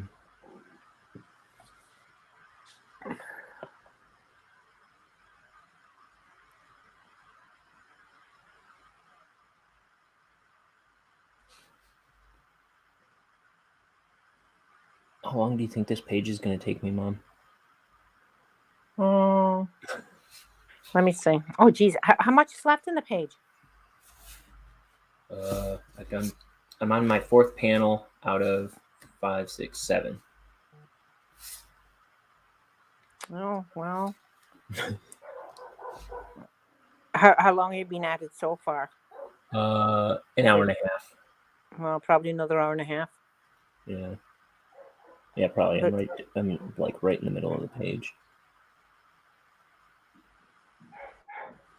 Well, I think there's somebody at the front door. I'll see if any of the kids want to chat with you. Oh, yeah.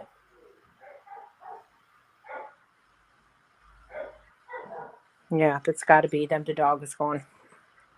Yeah, he always loses his mind when the kids come over. Yeah. Let me see. Oh, yeah. I heard you need to call him Chancellor. Oh, let's see. I don't know if they've seen you inking on there before, but maybe they'll be kind of fascinated. I'm sure they have. Well, good. Well, I also want to show them your YouTube, your cartoon. They'll, I think Braden's seen it. Oh, really? Yeah. He was afraid of Bonehead for a while. Really? Yeah, because he's a skeleton.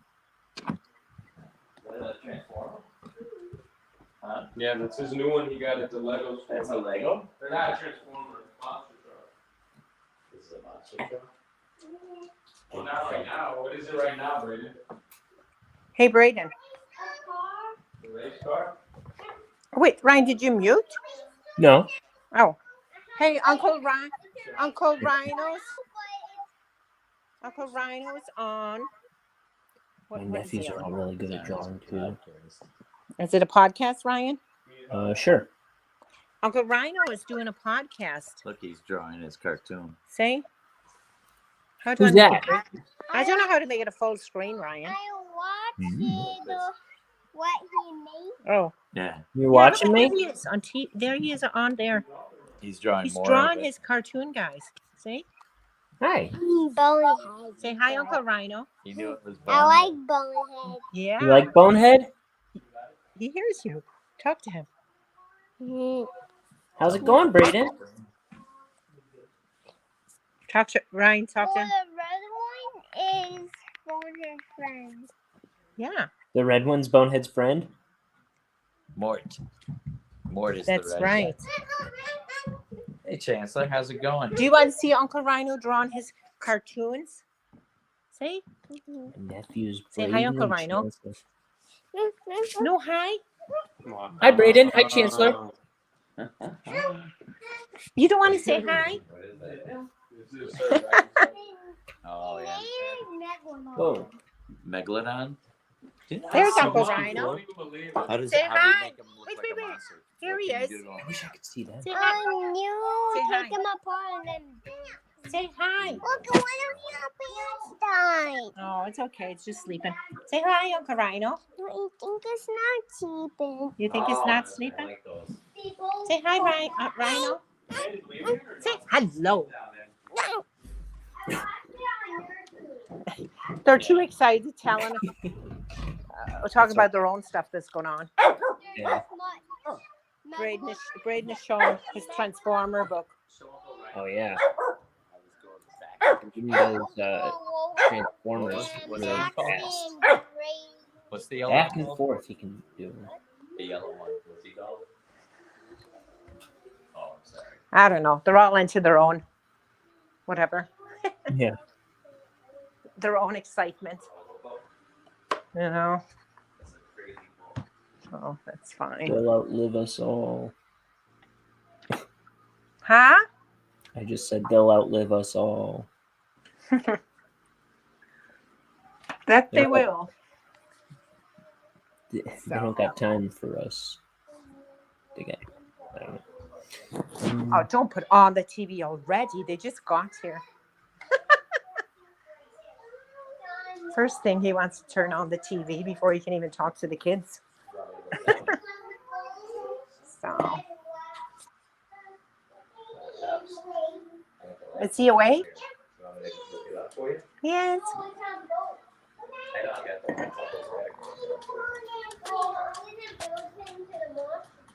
Hey, Mom, look. Look at this guy's t-shirt. Set that up for you? Here's James Jr. You want to see Uncle Rhino? Junior Punya. I'll turn that on for you in a minute. Let me get him set up. There you go. This little chubby fella is just flat out on the couch. He must have just woke up. I had to tickle you.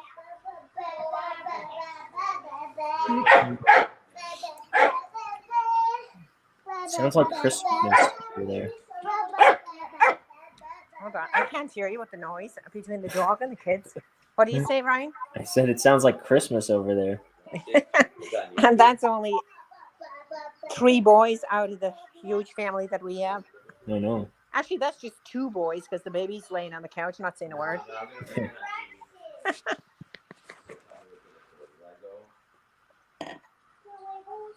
So get down off the counter, Chancellor, Like, they don't sit on the counter, you'll break it. or you'll break yourself. This is the rest. So, yeah. You're just like what? Oh, he said he can be on the counter because he's just like Spider-Man. Yeah. I've heard that one before. Right before I. Put that In, Lego um, direct- What, Chancellor? What's his name? Spider-Man sense. Spider-Man what? He has Spider-Man sense. This Let's see what happens. This when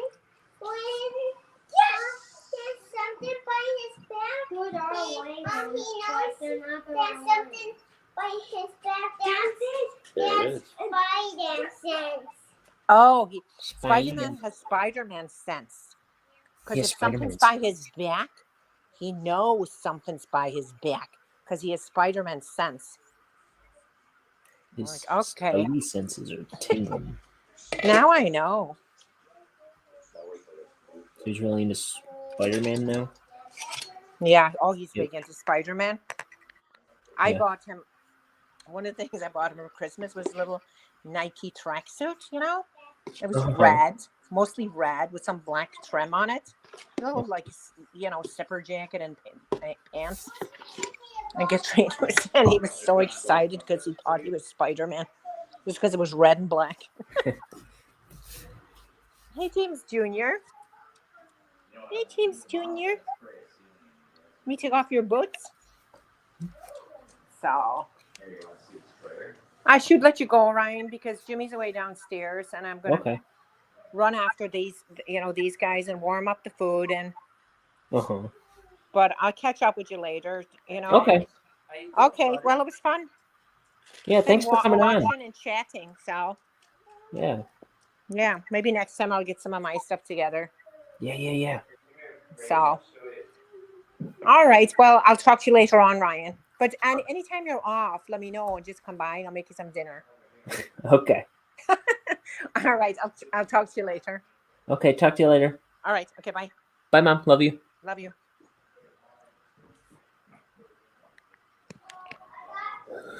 She's still there.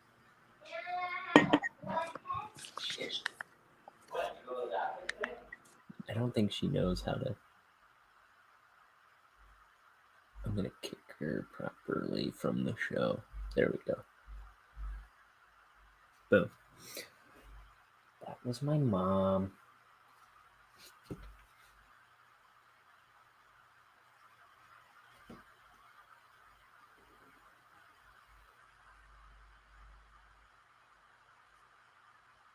My mom.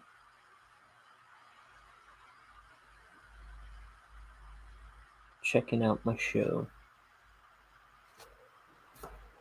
Well,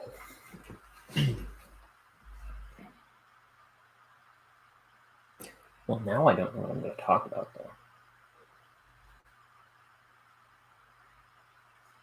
though. Moms, am I right?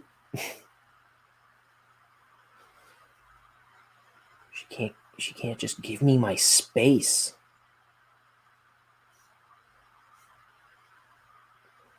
It's like, yeesh.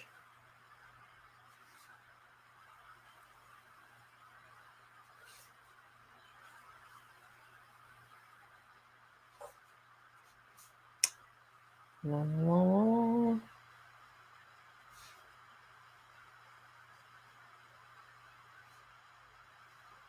I never would have expected her to stay on nearly as long as she did.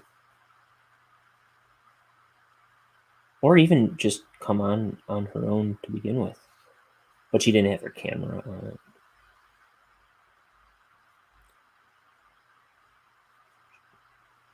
She's always playing the anxious card.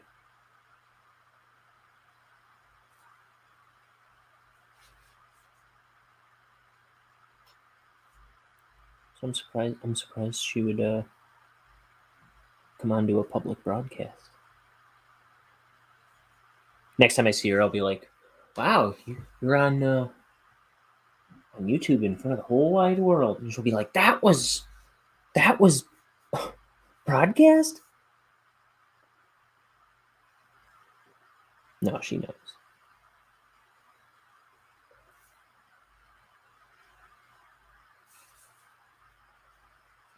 Let's see.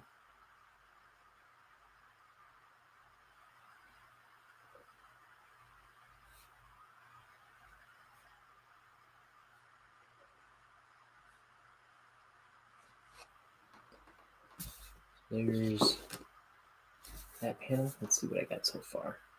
We got Blammo! Frogs. Okay. Now, we're about halfway, a little more than halfway done with the page now. And this is page 102 of my comic Bonehead. This is exciting. This is where the story starts heating up.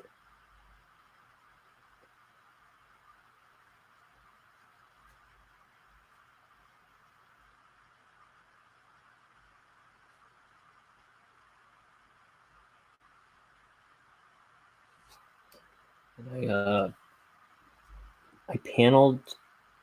I inked the panels for the rest of this scene. I didn't realize the scene was so long because I thought it kind of resolved on the next page or something.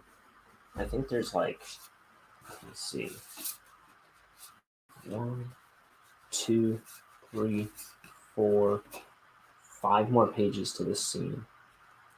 I guess maybe even more than that, actually.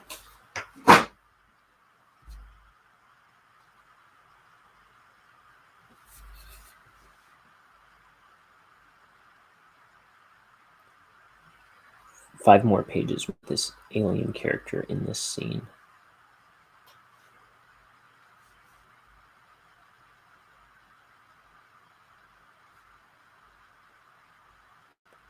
Before he gets taken away.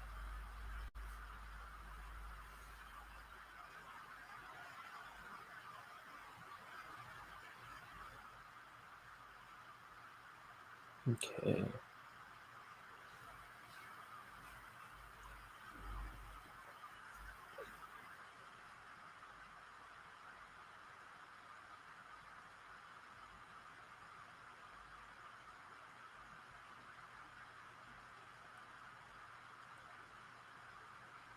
Here's his tie.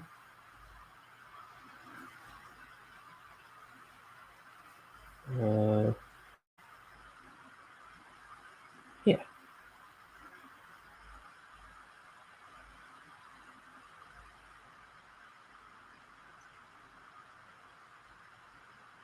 Collar. Big buck teeth.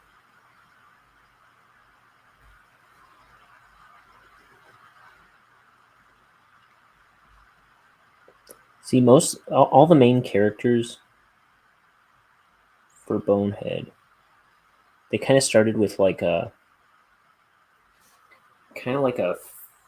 physical jumping off point for the character. Like Bonehead's was I was like, what should my character be? What if I had a skeleton with big buck teeth? I don't think I've seen that before. And that was kind of like the starting point for Bonehead's character, right? And then Mort, his buddy, I don't know if I have a page with Mort at hand, but his buddy, he's like a little devil guy, and the jumping off point with him was like he's like a zigzag.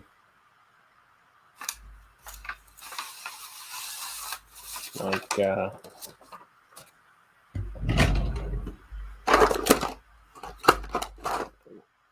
let's see.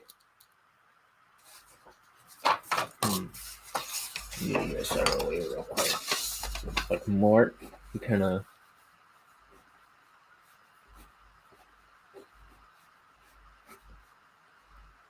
so his horns go forward, or yeah, his horns go out, or they go back rather, back. His face goes forward. His face goes forward, and then after his mouth, his body starts, where he's kind of like hunched over all the time. And then his legs come forward.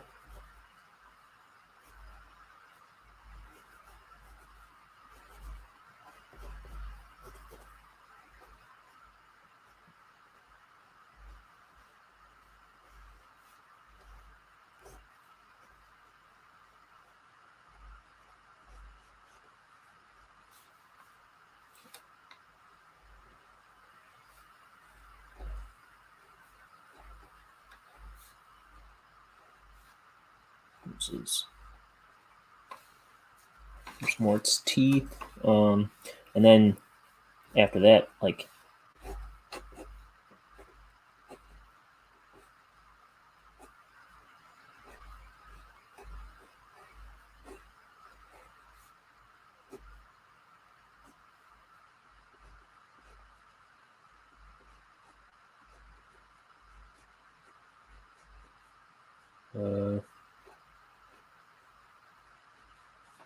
right, and then he's got a bent up tail too.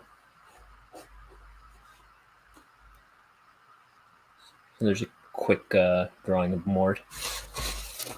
So yeah, the jumping off point with him was like just he was a zigzag. More of a less of an attribute with him, more of a like a design thing. And then Bonehead's girlfriend, Petunia, I just thought could be because I had a character that looked like her before that was a ghost. That was a real simple, like ghost character, and I thought it would be more interesting to have a girl ghost character with a little skirt on and a bow in her hair. I thought that would be kind of more unique than the character I had previously. So that's Petunia. And then like this alien here, his name's Billy, and or Billy TV, and his jumping off, like the thing that I thought would make an alien more interesting looking was if he was wearing like a baseball cap. I don't know. Mr. Shivers, Bonehead's boss. He's got like he wears a big smiley face mask over his face because he's a mean guy, and if he scares everybody off all the time, he won't have any employees. So he puts a good face on to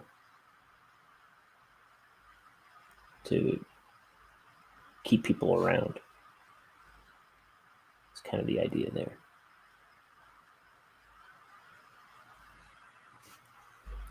And then his boss, like the company, the owner of the company, right? Denton Crux. His thing is like he's got this like here. Maybe I'll dig that out. I'll dig out a picture. Oh, right on top. Good.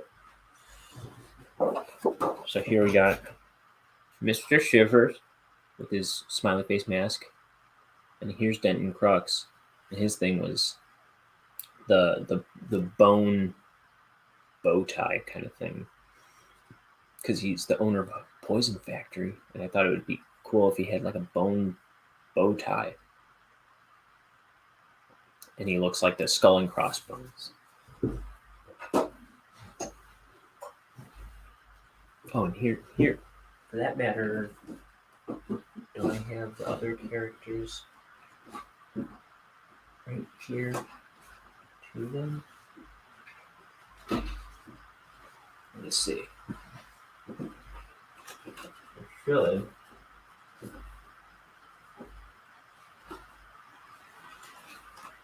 I don't see that page though.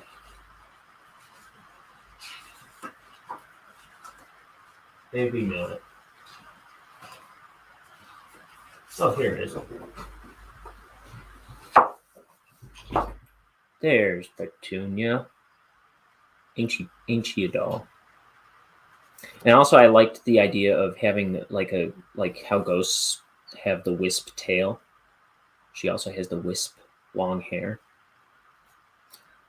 Here's Billy, and here's Mort over here, running for his life. Okay.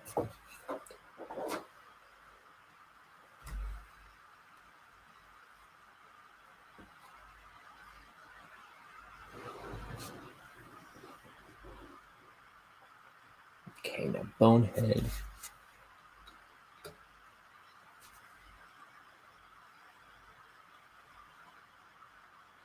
He's like backing up because he sees the guy coming for him.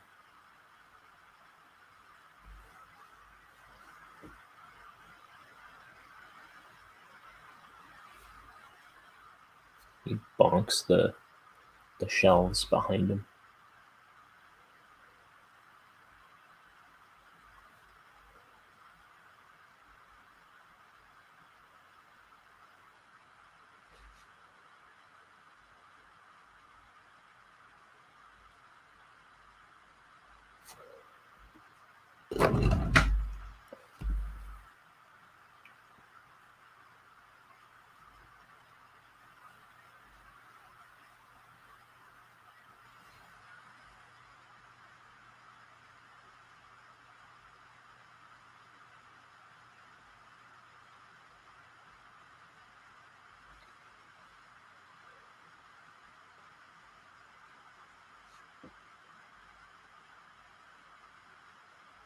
Okay.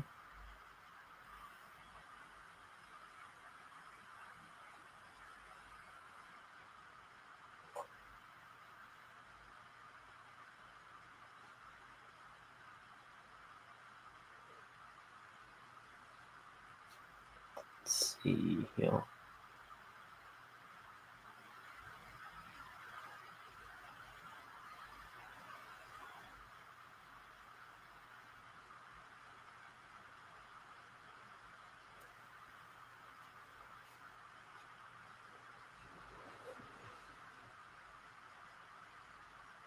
The weird thing I noticed was after the fact, all my protagonists, I've said this before, I've said this a bunch of times, but it wasn't like planned. All the protagonists don't have pupils for their eyes. And I know he doesn't look too protagonisty here, but he becomes kind of an ally. But Billy, no pupils. Bonehead, no pupils.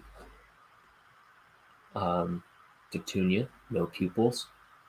Mort, no pupils. Then we have the two bad guys.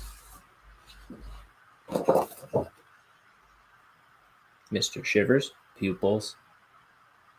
Denton Crux, pupils. Not planned, but interesting that it worked out that way. Interesting little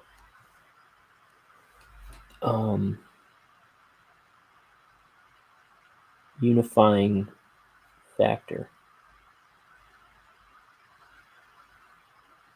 I don't know if that was a subconscious thing. I made up a lot of the characters at different times. Bonehead and Mr. Shivers were definitely made up at the same time. I knew Mort was going to be a character, but I didn't know what he looked like for a long time.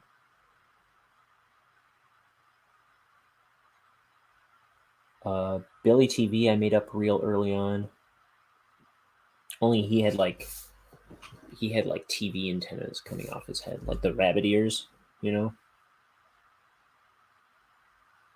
The dual antenna.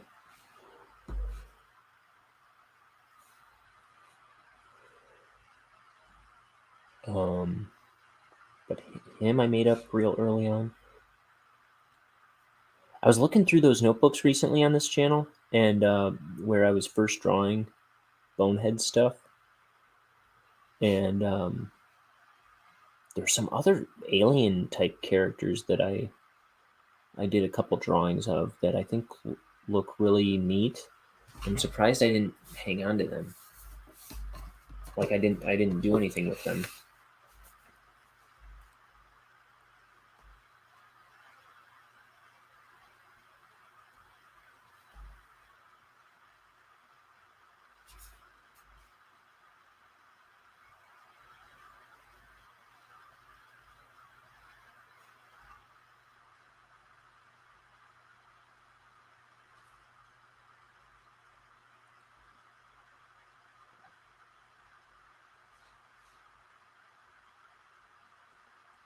Bumping into this.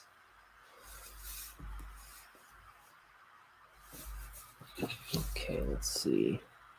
There's all these flasks of different concoctions.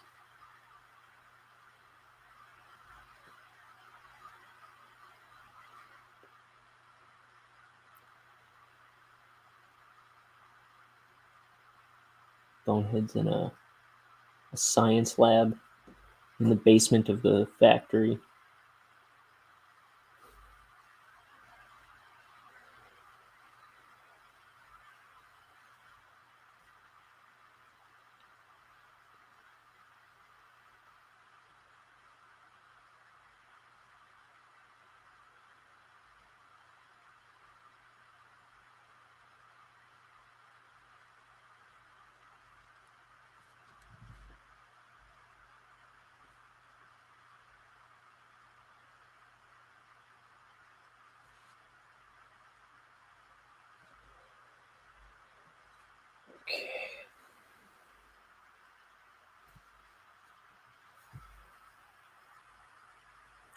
I think from here on out, these panels will go a little, well, I don't know about here on out, but I think starting with those last two, this one's a little more involved, this panel. The next two don't look too bad, though The next one actually kind of looks a lot like this one.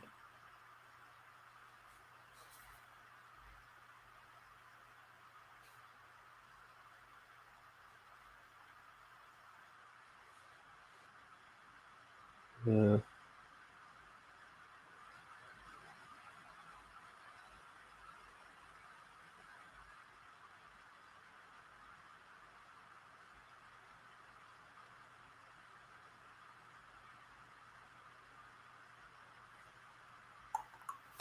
Oops, I didn't realize that was that low. Here we go.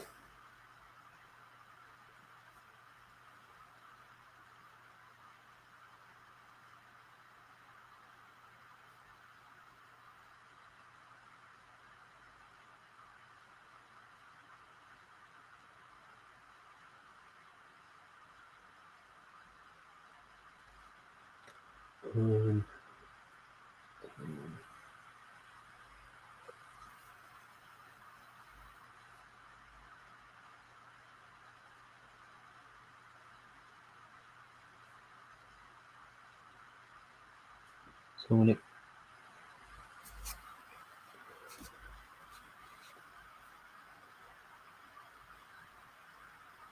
I don't know what I was going to say.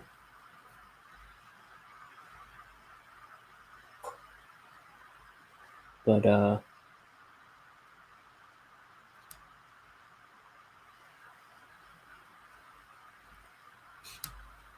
the hardest thing, the biggest thing I'm worried about making these pages is that continuity errors are going to be easy to pick up or something. Because I have an idea of what the layout of this lab is, kind of.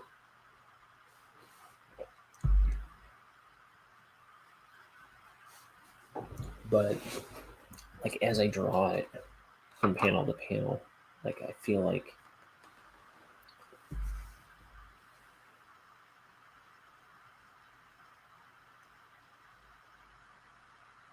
I'm not being as true to the room as I should be or something. But then again, I mean, like,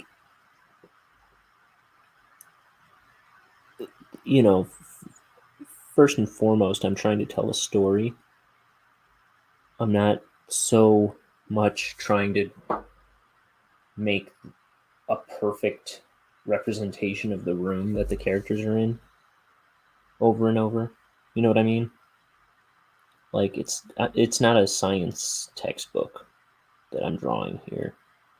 It's not an. I'm not. This isn't a blueprint that someone's, responsible for building a house off of. So it's allowed to take a back seat to just telling the story. Where I feel like and I say this from time to time about various aspects of making a comic, I don't have to be too precious about that. I have to remind myself sometimes, like you're allowed to, shrug at some of the details, I guess. Oh, you know what? I don't do this with the brush usually.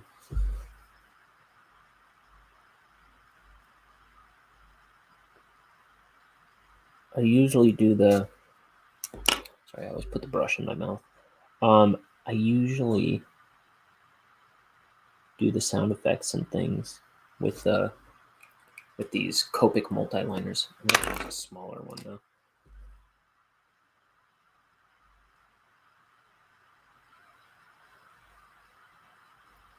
Because it'll read cleaner.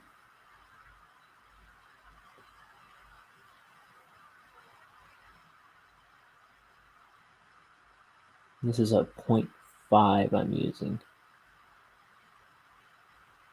These are both from different sets. This is Copic Multiliner Sp 0.5.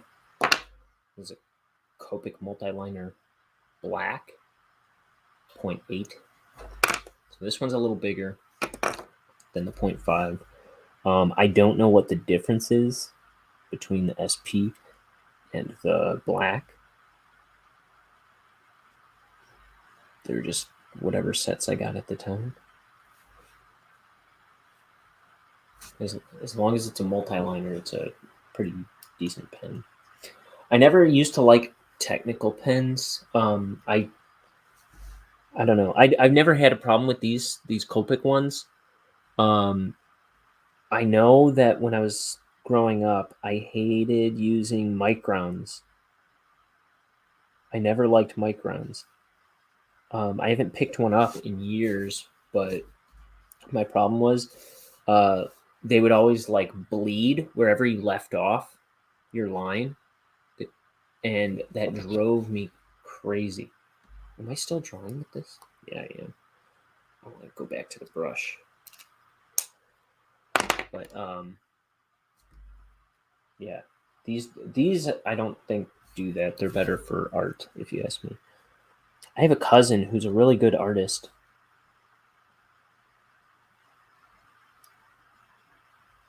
And he swears by Sharpie markers and micron pens, and I, for the life of me, I cannot figure out why he would insist on drawing with those. He's a really good artist, and he can make them work for him. But there are better art tools than those. I mean, he uses good stuff too, but he loves drawing with microns and Sharpie markers. He's got like whole sets of different colored Sharpie markers. And I would never use Sharpies or microns to draw, personally.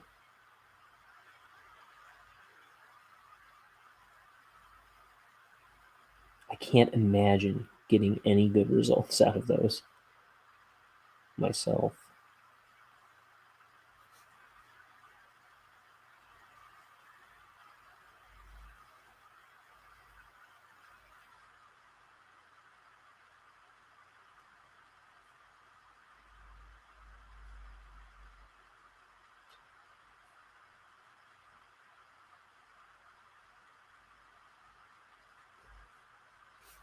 Oh, I'm like way off screen again.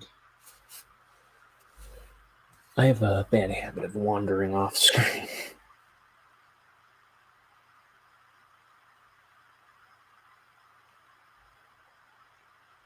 Let's see. Page 102. There's about 130 pages to go on this book. I've penciled them all.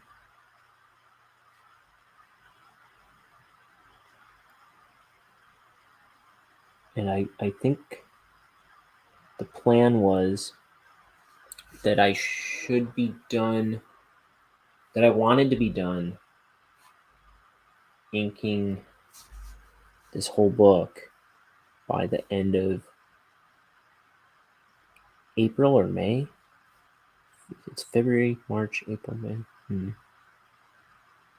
That's going to be tight, I think. But I may have fallen a little behind on that schedule. But I should be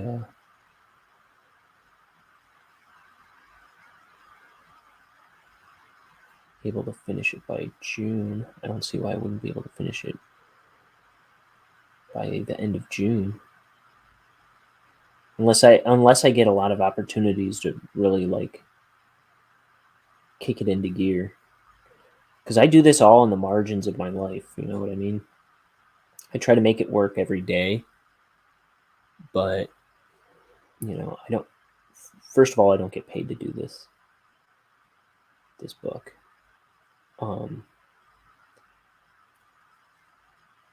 So I've got another job to do.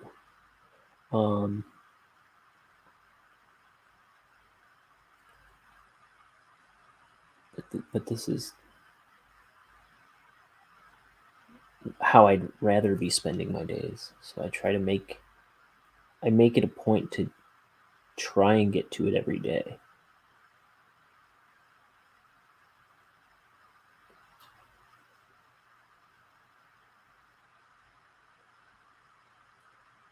But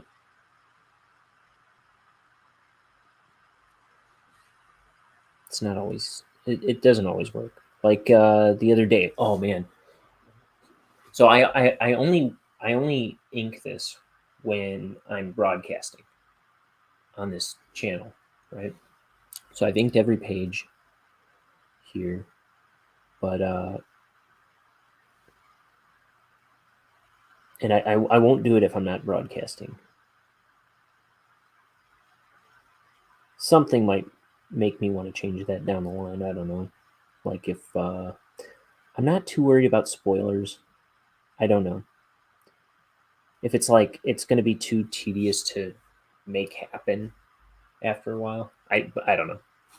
I have no plans to not ink this on or off camera, but I want to kind of like document the whole inking of it.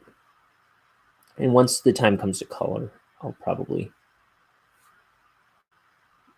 figure out a way to color a lot of it online too. That I don't know if I'll do everything, but I'll try and do a lot of coloring streams. But but yeah, so like a few days ago, I had set up the broadcast. I was about to hit go live, and then my buddy out in Seattle called, and I was like, "Well, I'm not gonna not answer the call because I don't get to talk to him so much lately." But so I answered the phone and was on the phone with him for like an hour and a half. And like by the time I got off, it was like a little late to be doing a stream, and I had other things to do in the day, so it didn't work out. Every once in a while, something like that happens. That's okay. But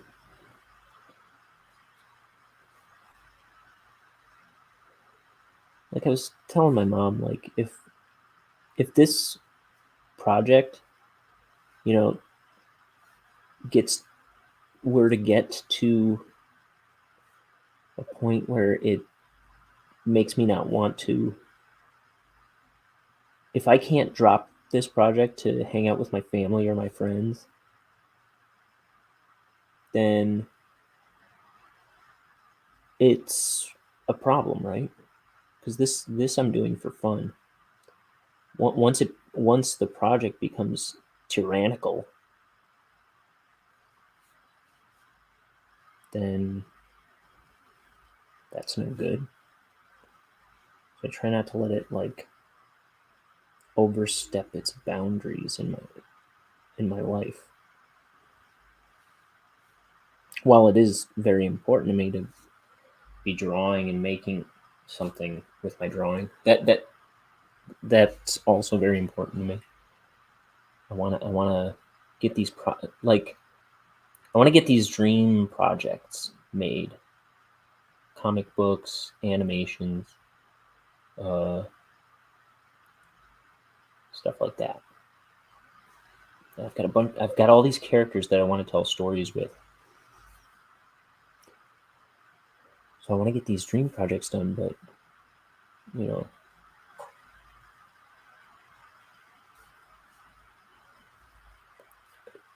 they can't take over every aspect of my life.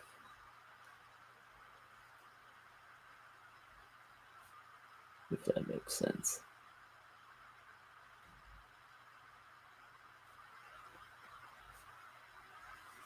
I feel like I was going to say something else about it, but I don't remember what. I lost my train of thought. Sorry. My brain, she don't work so good.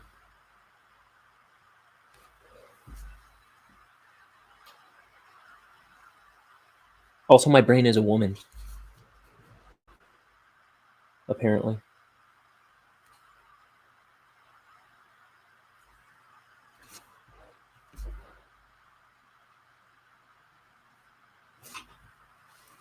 Is she a pretty girl? She's beautiful.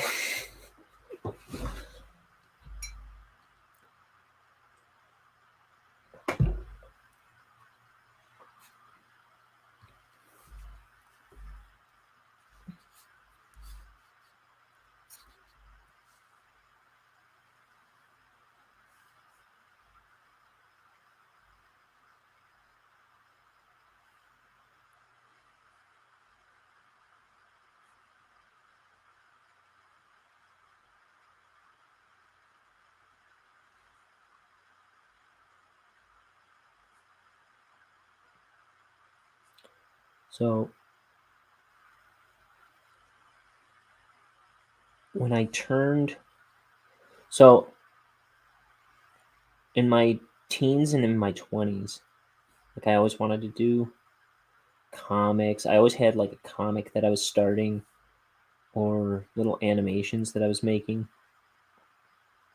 And even when I was going to art school, I had all these... I was always, like, starting a cartoon and making, like, little films, but it was, like, all my personal projects would always get abandoned. I remember when I was in art school in my 20s, I was like, what is wrong with me? How come I can't ever follow through on anything? I always start a project and then I don't like what I'm working on. After a while, I think it like doesn't, it's not good. And I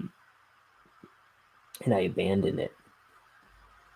And then I was like, when am I going to be the guy that makes the cartoons? When am I going to be the guy that makes the comics? And how am I going to do that if I'm always getting self-conscious on the project, like months into it? And it was always something in the back of my head that I was kind of like, it was kind of freaking me out because I was getting older and had nothing to show for my like art career.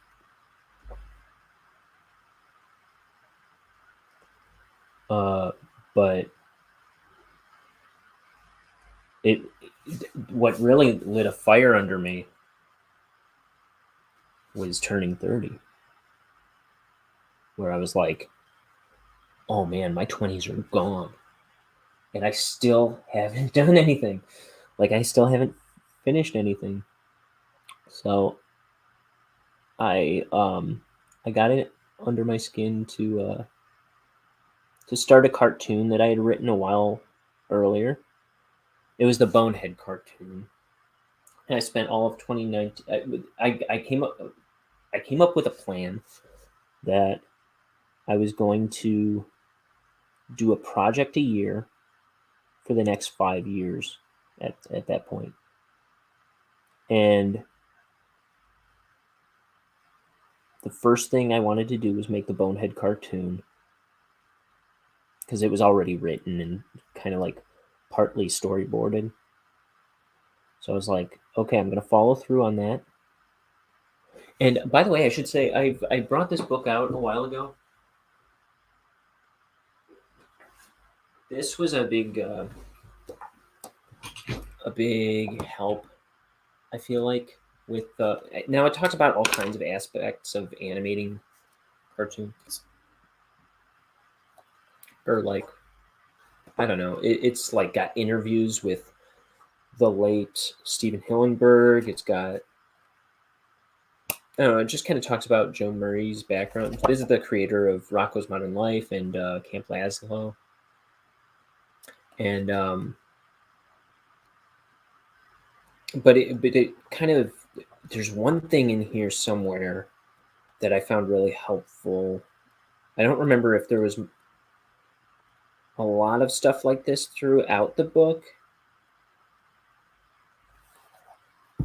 but one thing in particular, it shows like a line producer's schedule, or so it kind of breaks down like how all the different processes that an animated series goes through. Now this is, so episode 1, they start writing in week 1. Week 2, they're writing episode 2, and they start storyboarding episode 1. Week 3, they start writing episode 3, start storyboarding episode 2, and they're continuing to storyboard episode 3. Then come week 6, they're writing episode 6, storyboarding episode 5, etc., etc. But I just took one of these schedules for, so episode 1, I'm only making one episode. As far as I was thinking, and I was trying to do more or less this schedule. Now I took a lot longer than 12 weeks, but I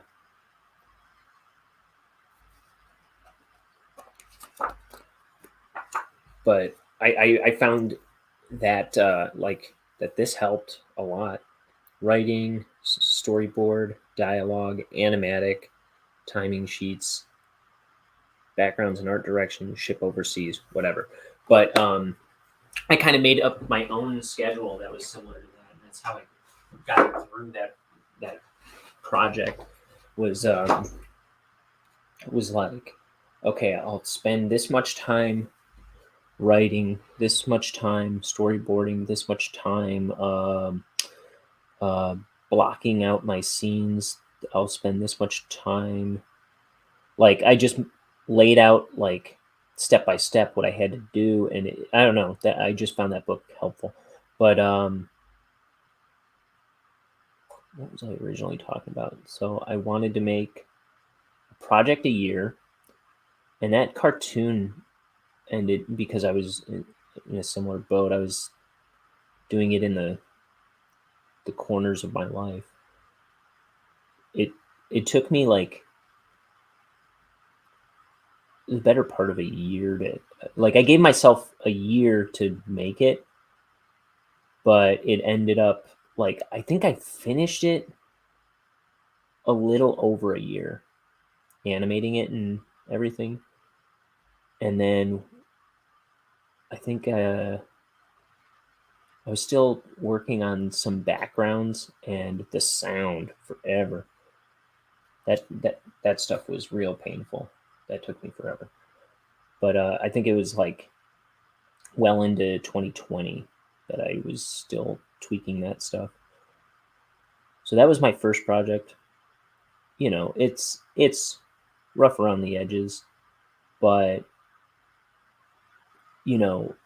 seeing it through, there's an artist named Jake Parker who he always says, finish, not perfect. And I think that's a good principle. Like, I mean, maybe it's not the best cartoon in the world, but I finished a project, so I have something to show for that time. I also learned a lot while I was doing it. I mean, there were many things in that project where it was like, man, I know that next time I do a cartoon, I would rather do it this way because that would have been more successful than the way I handled it on this project. And I don't know, that was a very important project for me to finish, regardless. And I'm happy with it. I think it's funny. I think it's entertaining. It's, like I say, it's finished, not perfect. But and then now this is my second project. Same character, Bonehead. Same characters, but different story. I feel this is a bigger story, more robust and complete story. And it's a 230 page book. And I also feel like it's like my best work so far. Now, when I wrote the script, I didn't want to linger on the script too long because it was taking me a lot longer to write than I thought. But but I realized like the story was there. I think my biggest gripes were the dialogue, and I was like, that's not something to get hung up on because you can edit the dialogue as you go. I'm going to be drawing the book. So I just went ahead and penciled the whole book, and now I'm inking it. And and as I'm going, like whenever I look at the dialogue, like I think I've rewritten stuff into the script here and there already.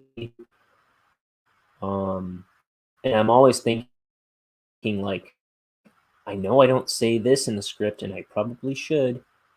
Like he should be saying this here if he isn't already, and then when I actually go to like letter the comic, like I have until I letter the comic to rework dialogue. So it's not something that I need to get hung up on so much. As long as I keep the successful parts of the story. Though I did come up with a better ending that I think will serve the story a little better. So I might have to redraw some pages, repencil some of the pages toward the end, like climax and the end of the story. That'll make it a bit more epic and meaningful.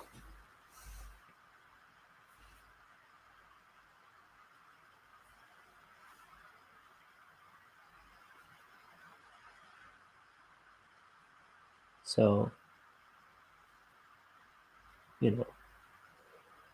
that in that case, but I don't think I would have landed on that ending way back then, and I wouldn't have. I still wouldn't have drawn the majority of the book, and nearly half of it's inked in the time I might have waited to write a perfect story. You know what I mean? Not a perfect story, but you know what I mean. It's like I think waiting to be perfect is it can be a dangerous impulse. You'll never get anything done, and that's kind of what I was talking about. Like in my teens and 20s, it's like I was always waiting for everything to be perfect to get started, or not necessarily to get started, but like once I realized it wasn't perfect, I would shut down the whole idea in my teens and in my 20s.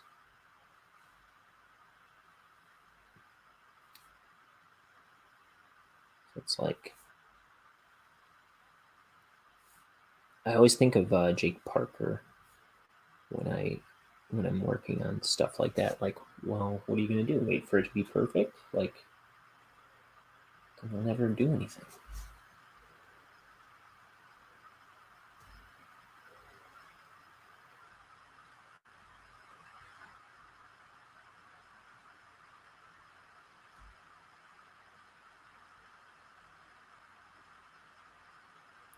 So, but I'm always think like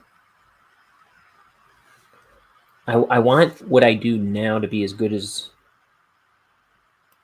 I possibly as I can make it. I want it to serve the full project as best as it can. So I'm always trying to think ahead, like, I don't know, like I am trying to make the best project I can.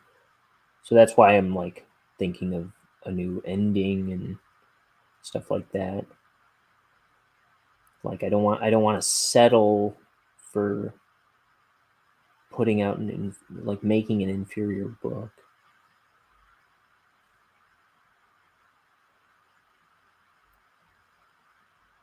So if like, so sometimes I'll be like yesterday, okay? Now like I said, I penciled all these pages ages ago at this point. Like months and months ago, I penciled this page. And when I got to it yesterday, before I went on broadcast, I was looking at this page and there was so much that was unclear or not figured out properly. Like there was no sound effect here, but there's no blast here anymore. So I don't know, that made sense. But then I felt like I needed a crash here, and I had the end of the bolt or the blast in the shot, and it didn't seem to make much sense. So I had to continue all the way off shot and put a crash here. Also, what else? There was a bunch of problems with this page before I came on.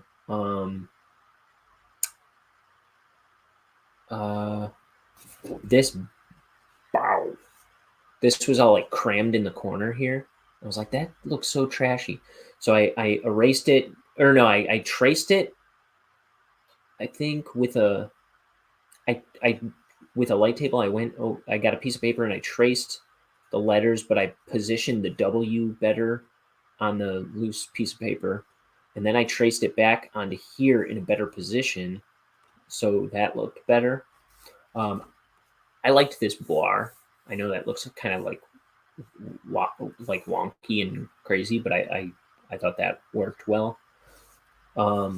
This fuzzing, I didn't think read as well as I wanted it to. Like it's supposed to, because this is ricocheting out is the idea. And so you know what? I also messed up. Let me see. This is supposed to continue out. See how it's got the black line closing it in? I want it to go all the way into the F, not be separate.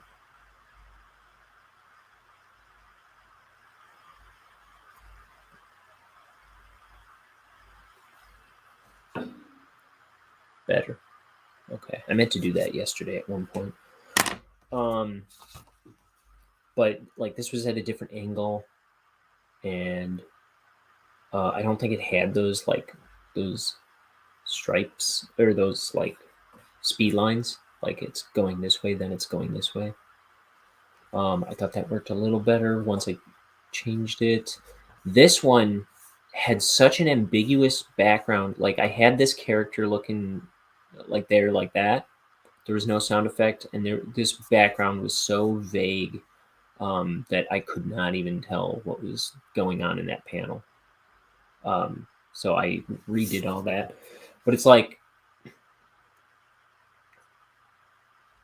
at the time, I guess I was just like, gotta keep moving, gotta finish a page.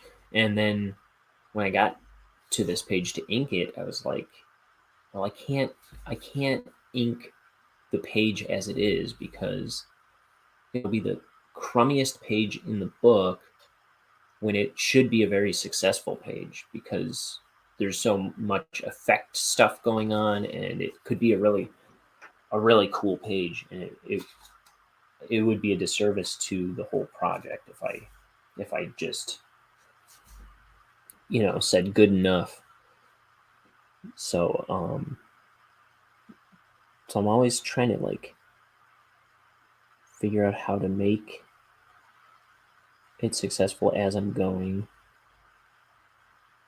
and how like the stuff coming up can be better.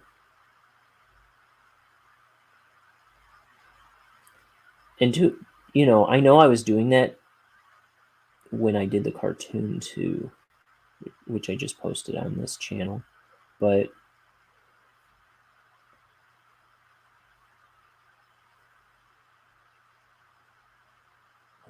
when I look at that now, I'm like, yikes! It is. I should be able to do a better animation than that. So someday I've got plans for a second cartoon. Someday I'll do a second Bonehead cartoon, and everyone will be like, "Whoa, he can animate now." I went to school for animation. You'd think I'd.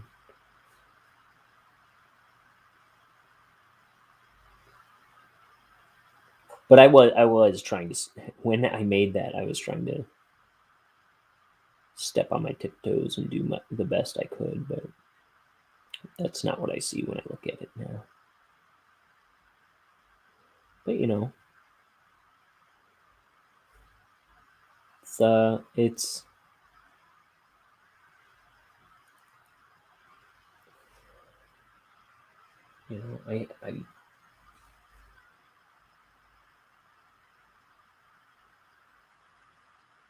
it's there's success in just having finished it, for sure. And like I said, I enjoy it. I'm proud of it. Anyway, I think it's funny. I do think it looks good and it works for the most part. And now I would know how to do it better. It's just finding the time to animate a whole dang thing. And I also want to do other comics after I do this one now. I have off the top of my head, I have 3 other comics that I want to do. One of them, the story isn't quite there. One of them, I have drawn 50 pages of it so far.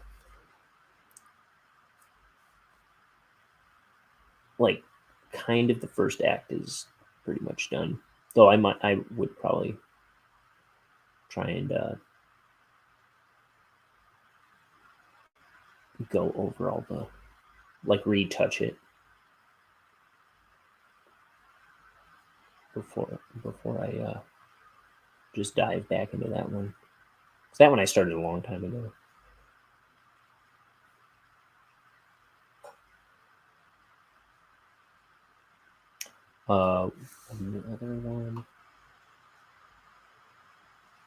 Another one would be really good to do. I have to do that one someday.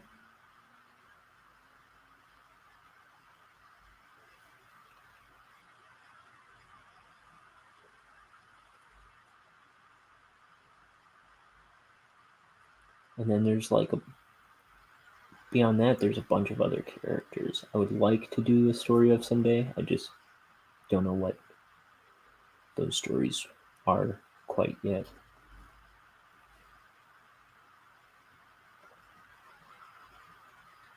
Not to mention all the characters I haven't come up with yet. Bonehead alone is 10 years old.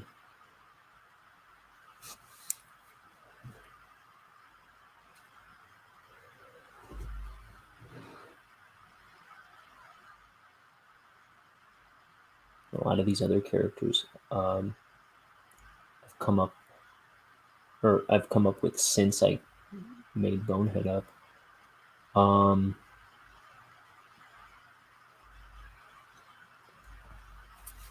The characters in the comic that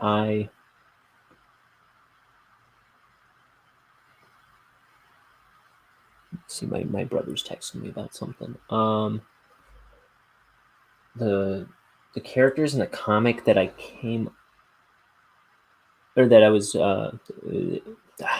the characters in the comic that I was working on last before this, the one with the 50 pages, those characters are probably, let's see, 2004. They're probably 18 years old, or maybe even 20 years old. And that I think that's going to be the next book I do whenever I finish this one.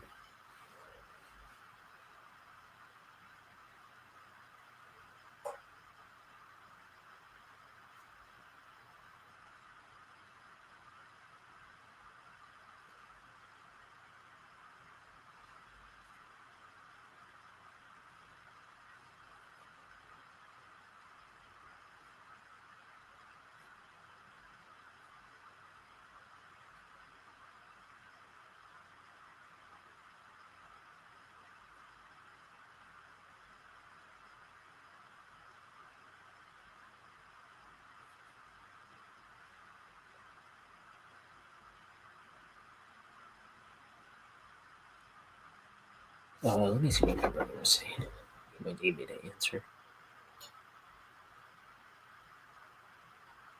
Do you know if you can download this? You have the purchased version. I feel like you can. He's asking me about streaming stuff because he's trying to start his own YouTube program. It's like a little podcast type thing that I've been on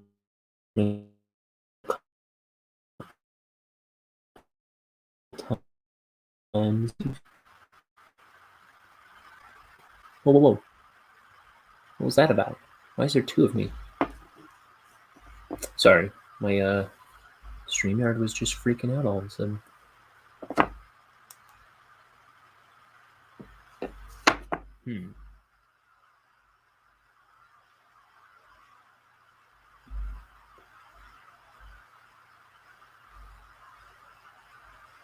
Remove. Okay. I don't know.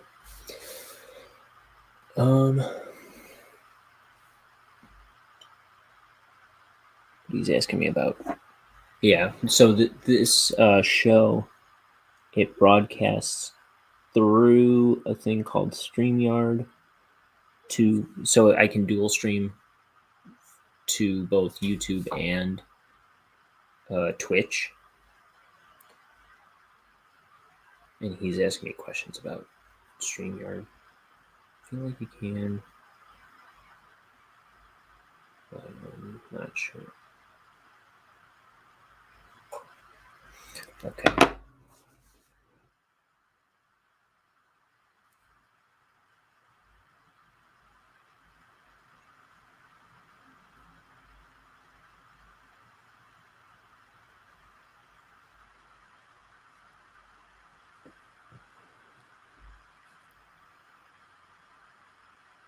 And on that little thing, like it's just me and my brothers.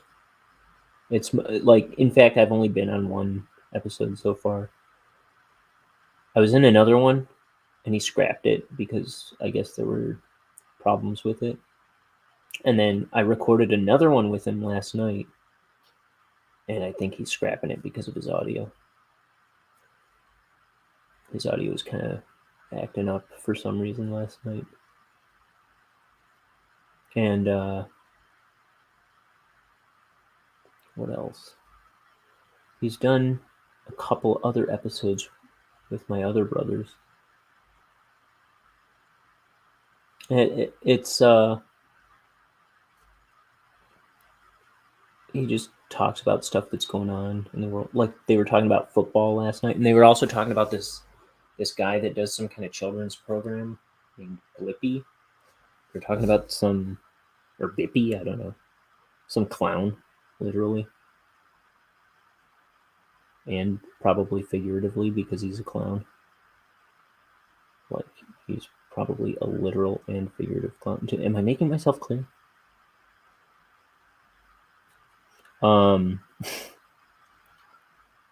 This clown who plays a clown on TV.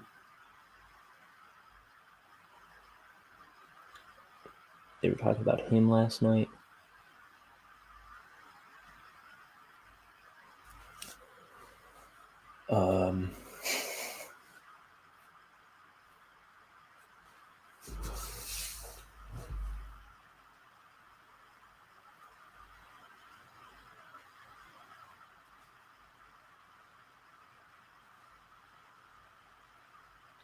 Actually, I was talking about a clown. That's so weird that I didn't even think to make the connection. I was talking about with my one roommate. One of her coworkers, they found out that she like moonlights as a clown, a party clown, and she's like, there's nothing really wrong with that, but I'll never be able to look at her the same way again.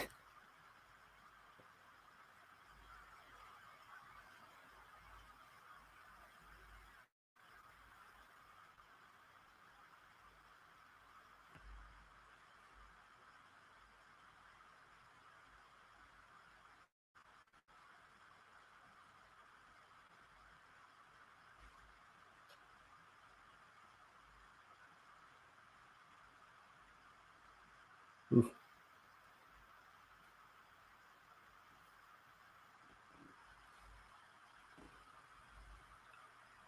And you know what? Before we went on that show, that is probably never going to see the light of day.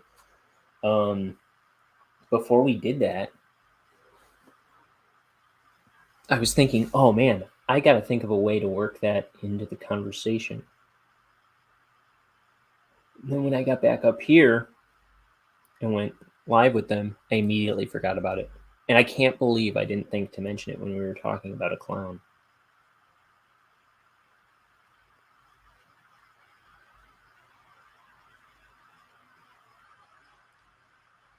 Well, maybe when we record the next one, we'll cover the same topics. And I'll be like, oh, I know someone who knows a clown. Here's what I have to say about that. Not that it's yielded bountiful entertainment on this program, I suppose.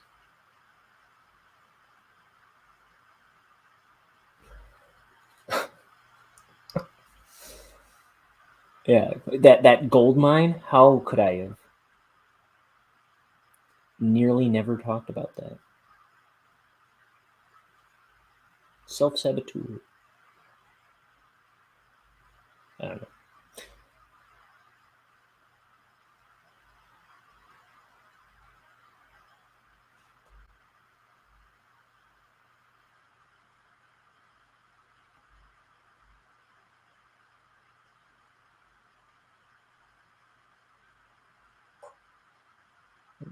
Okay.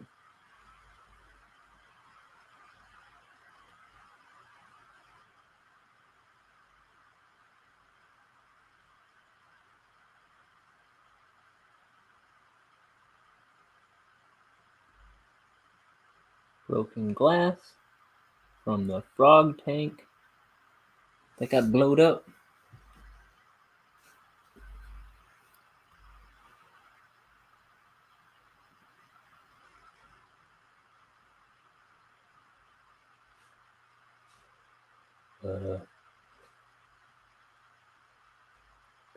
Throw this here. We have a solid shadow here underneath the countertop on this, the top of this little set of drawers. And then we're gonna do like a hatchy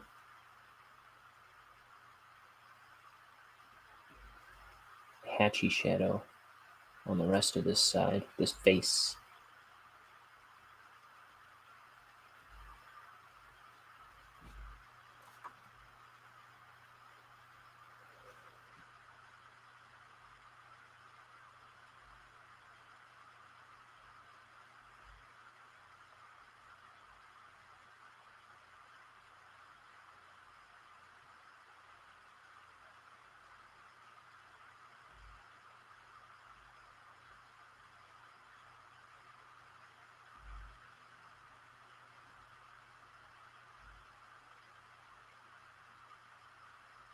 Okay.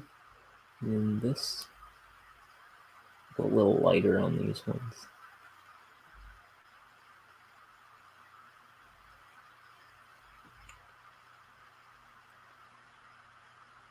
Maybe because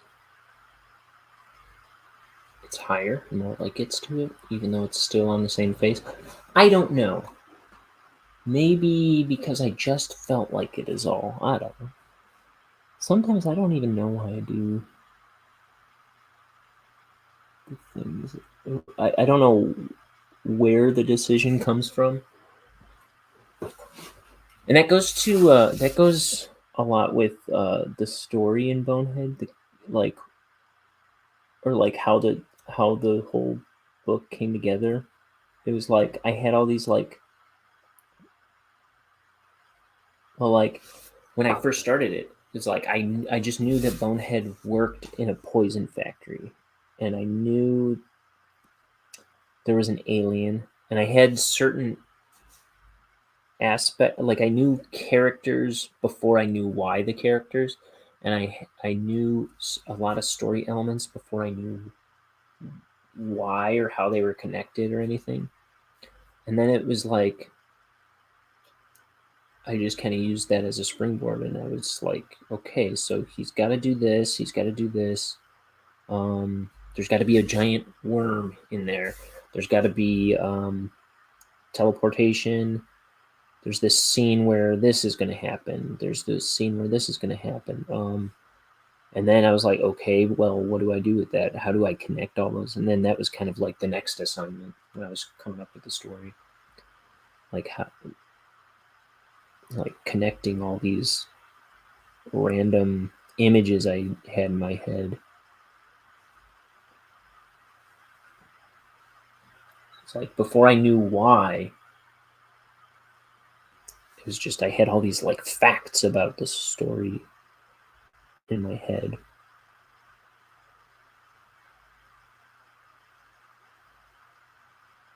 So I don't always know why I do what I do, but if it seems important, I try to follow it till it makes sense.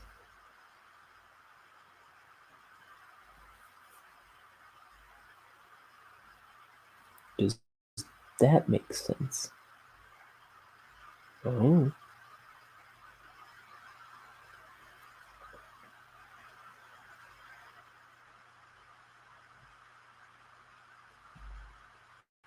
Well, what I do know is this page is almost done.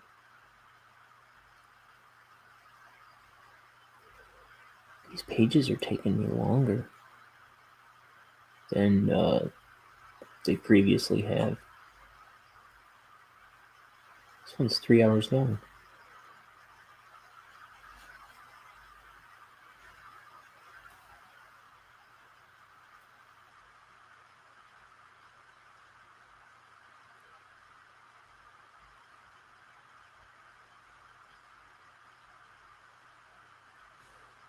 Okay.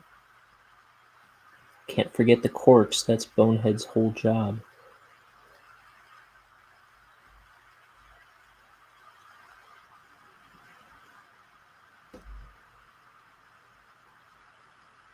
Let me bring this back in a little bit.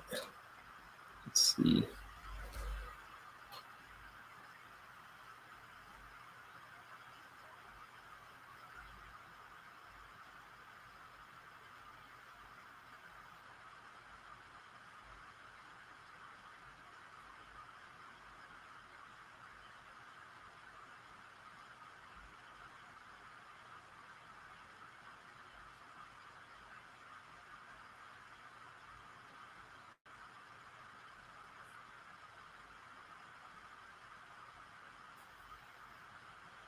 Here we go.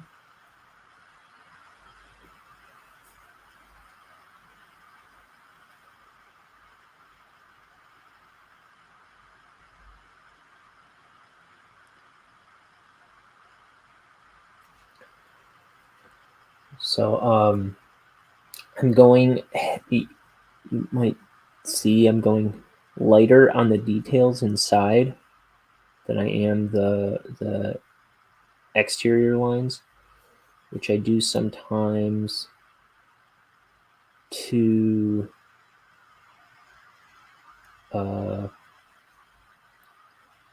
kind of, what is it? What's the big idea, Ryan? What's the big idea?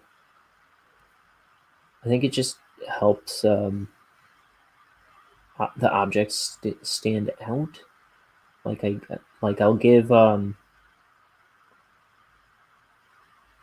Bonehead a thicker outline sometimes, so he stands out from the background. Like, I should actually probably do that on some of these drawings, because he kind of blends in with the background. Like, when I color it, sure, you should be able to, if I color it well, he should stand apart from the background anyway.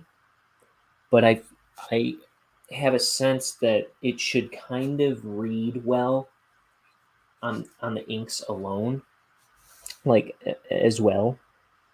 So, oops, that got blotchy. But there should be clarity on the black and white inks apart from the color before it gets to the color phase, is my philosophy there.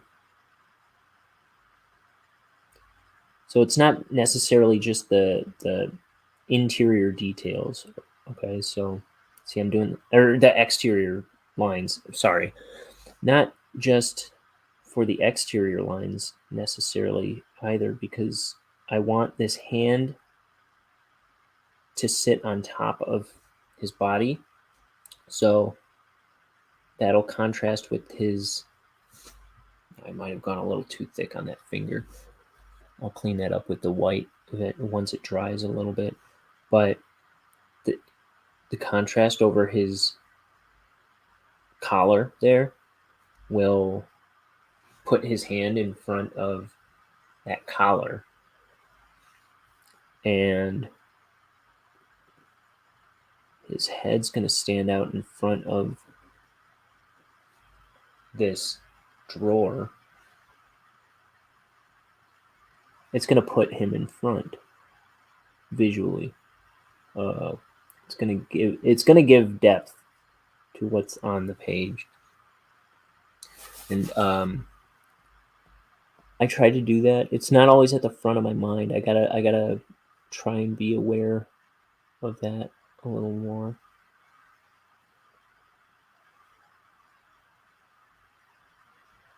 I'm gonna drag the point of this finger out a little, because it was kind of meeting up with that line a little too well, where that's a bit of a tangent.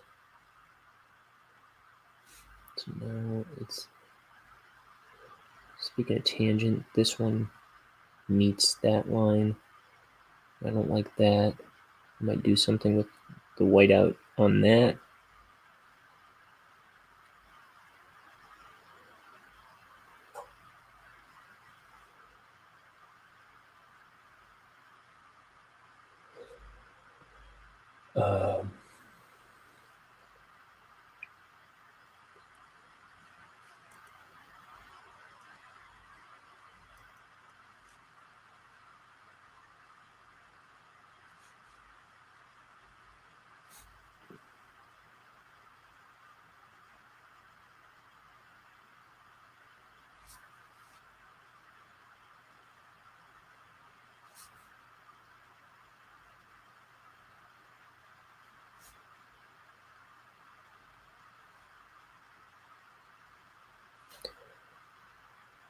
So, okay.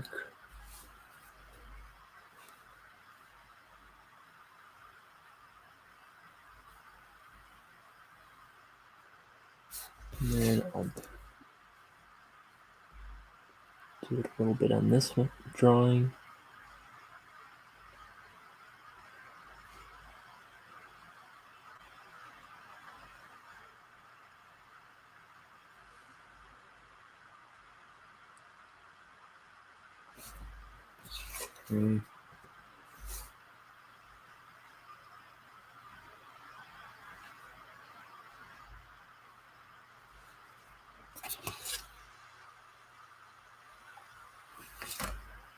see.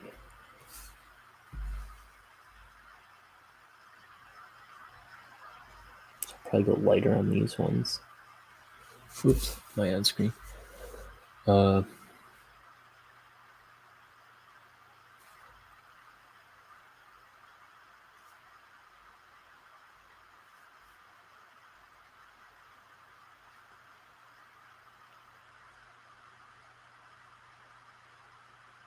And I got a lot of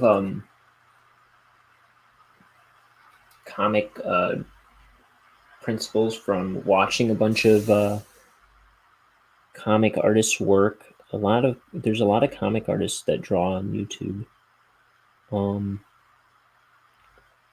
I watch a guy named Brian Shearer a lot. I used to watch Doug TenNapel a lot. I mentioned Jake Parker. That's actually where I got the started. I saw him. See, I always thought that artists, when they did the line variation stuff, I always thought it was like as they went, and I thought they just had this great hand dexterity that could just throw down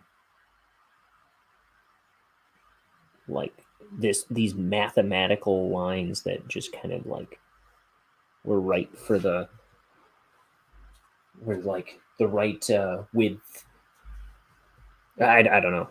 I just didn't understand how you could do that. And then I saw him on a video that he had posted.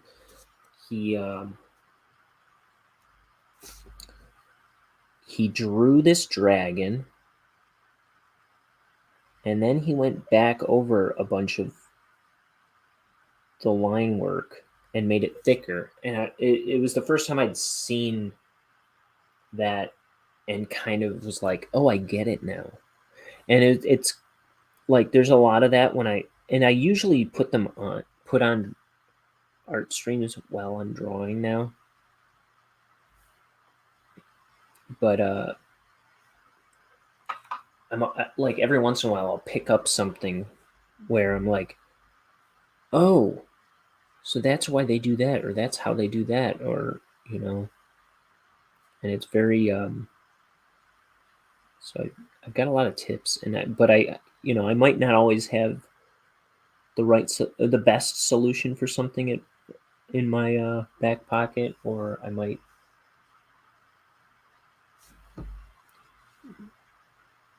I might not even utilize the tricks that I do know and use properly all the time. But when you pick stuff up, it's at least you kind of have a backbone of like knowing how you can handle stuff. Sometimes I said I was going to make this thinner. That's okay.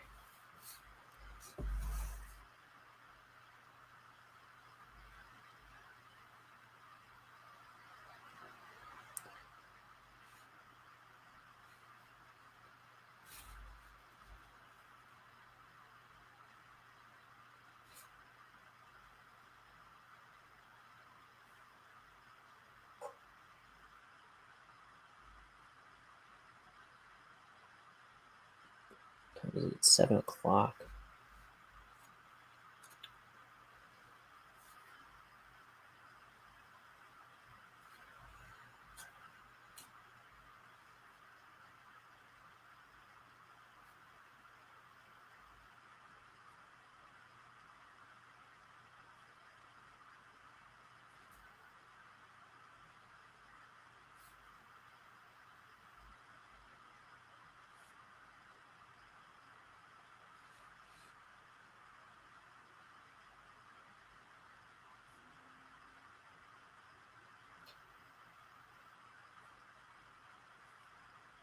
All these bubbles.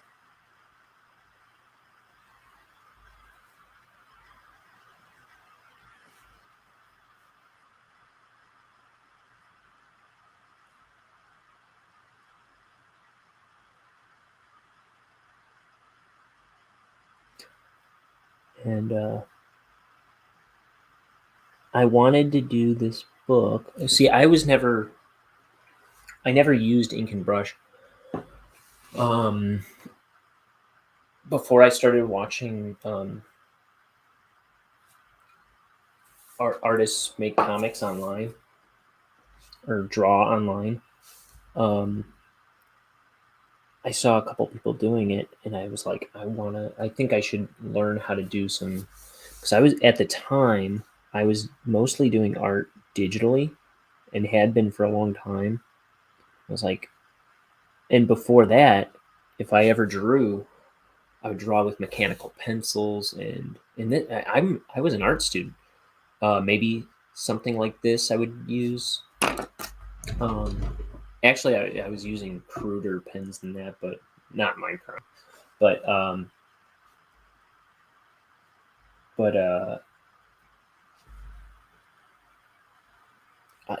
when I started watching artists' work, it started getting me interested in like finding better art tools, and something was nagging at me to try and learn to do ink and brush. So I started buying brushes and ink, India ink, at Hobby Lobby, and I would practice inking all the time on note cards. I would draw characters on note cards, kind of like these here. I've got some right here. These I did. I was practicing inking boneheads right before I started drawing this comic, and that was something I was doing like the couple years before I started inking this book. Once in a while, I was trying to learn how to ink. And I would just practice from time to time. So somewhere in my room, I think I've got like shoe boxes and stuff filled with 3x5 note cards, and these ones are really nice. There's ones on Amazon you can get where they're just like real. It's like cardstock.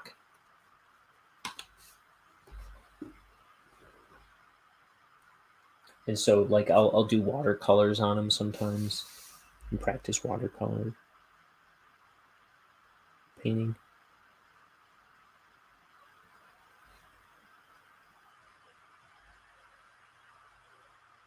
And yeah, because I was like, I think even back then, I was making my cartoon back then, but I knew I wanted to do a comic, and I wanted to be able to draw with an ink and brush when the time came that I'd be working on my comic. And, you know,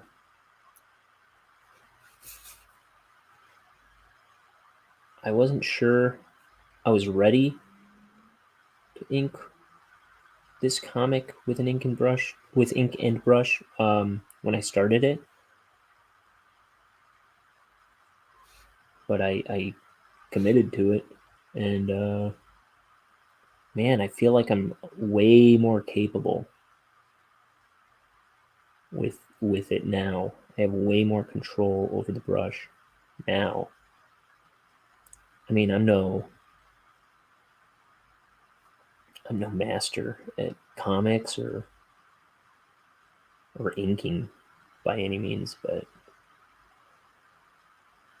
I'm getting to be a stronger artist just by like just pushing myself to kind of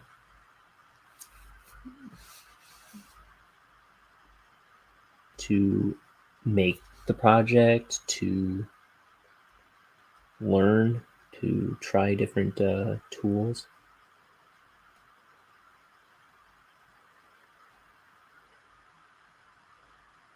So, and since I was always like looking for art jobs for the longest time, and like kind of getting disappointed when I would get them.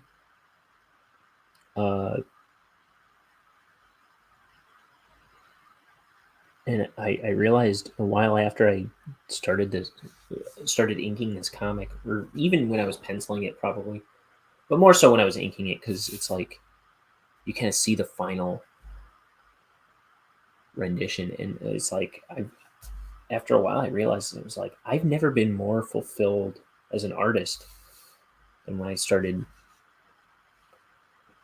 working on my own ideas, and I'm seeing all this work I'm doing, and I'm getting better, and I'm doing fun stuff. And I'm gonna get rid of this line. Man, I've never been happier. I've never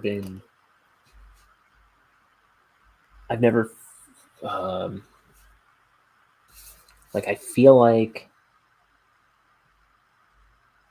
this is what I'm here to do, and I'm doing it. It's really cool.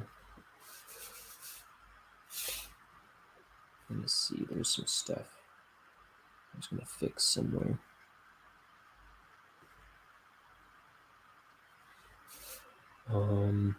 But what was it? What was it, eh? I think there's some little tangenty things that I wanted to clean up.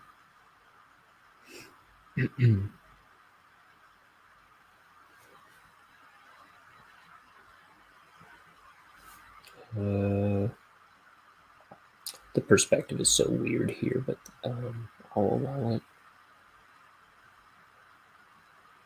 Though this angle really should change. Even in this weird perspective, it should go where that pencil line is. I followed the wrong pencil line. Because this shouldn't be going like that, but I'm fine with it for this panel. Because this really should be parallel to this stuff. But if I just ran this floor line off the page and didn't have anything here, it would look kind of silly. Oh, if I just ran this to the edge and then didn't have this stuff here, it would look too empty, and I don't know. I'll allow it. I'll allow the wonky perspective there. But what was I gonna do?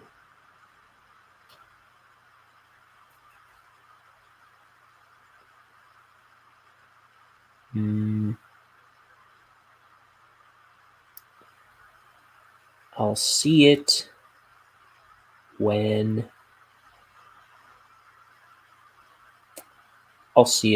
I erase my pencils. Sometimes that's the case. But I think this has been the show. Ooh, turn it the other way. Half the time I'll turn my camera one way and it comes loose, so I have to turn it the other way. But then other times I'll turn it the other way and it comes loose, and I gotta turn it the other way. It's like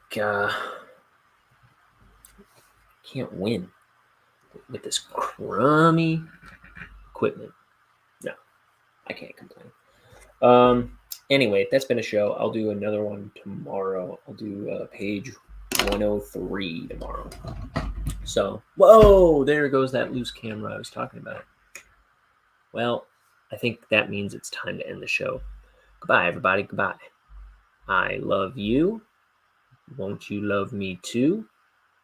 Be good to your mother. And don't wet the bed if you can help it. Food for thought.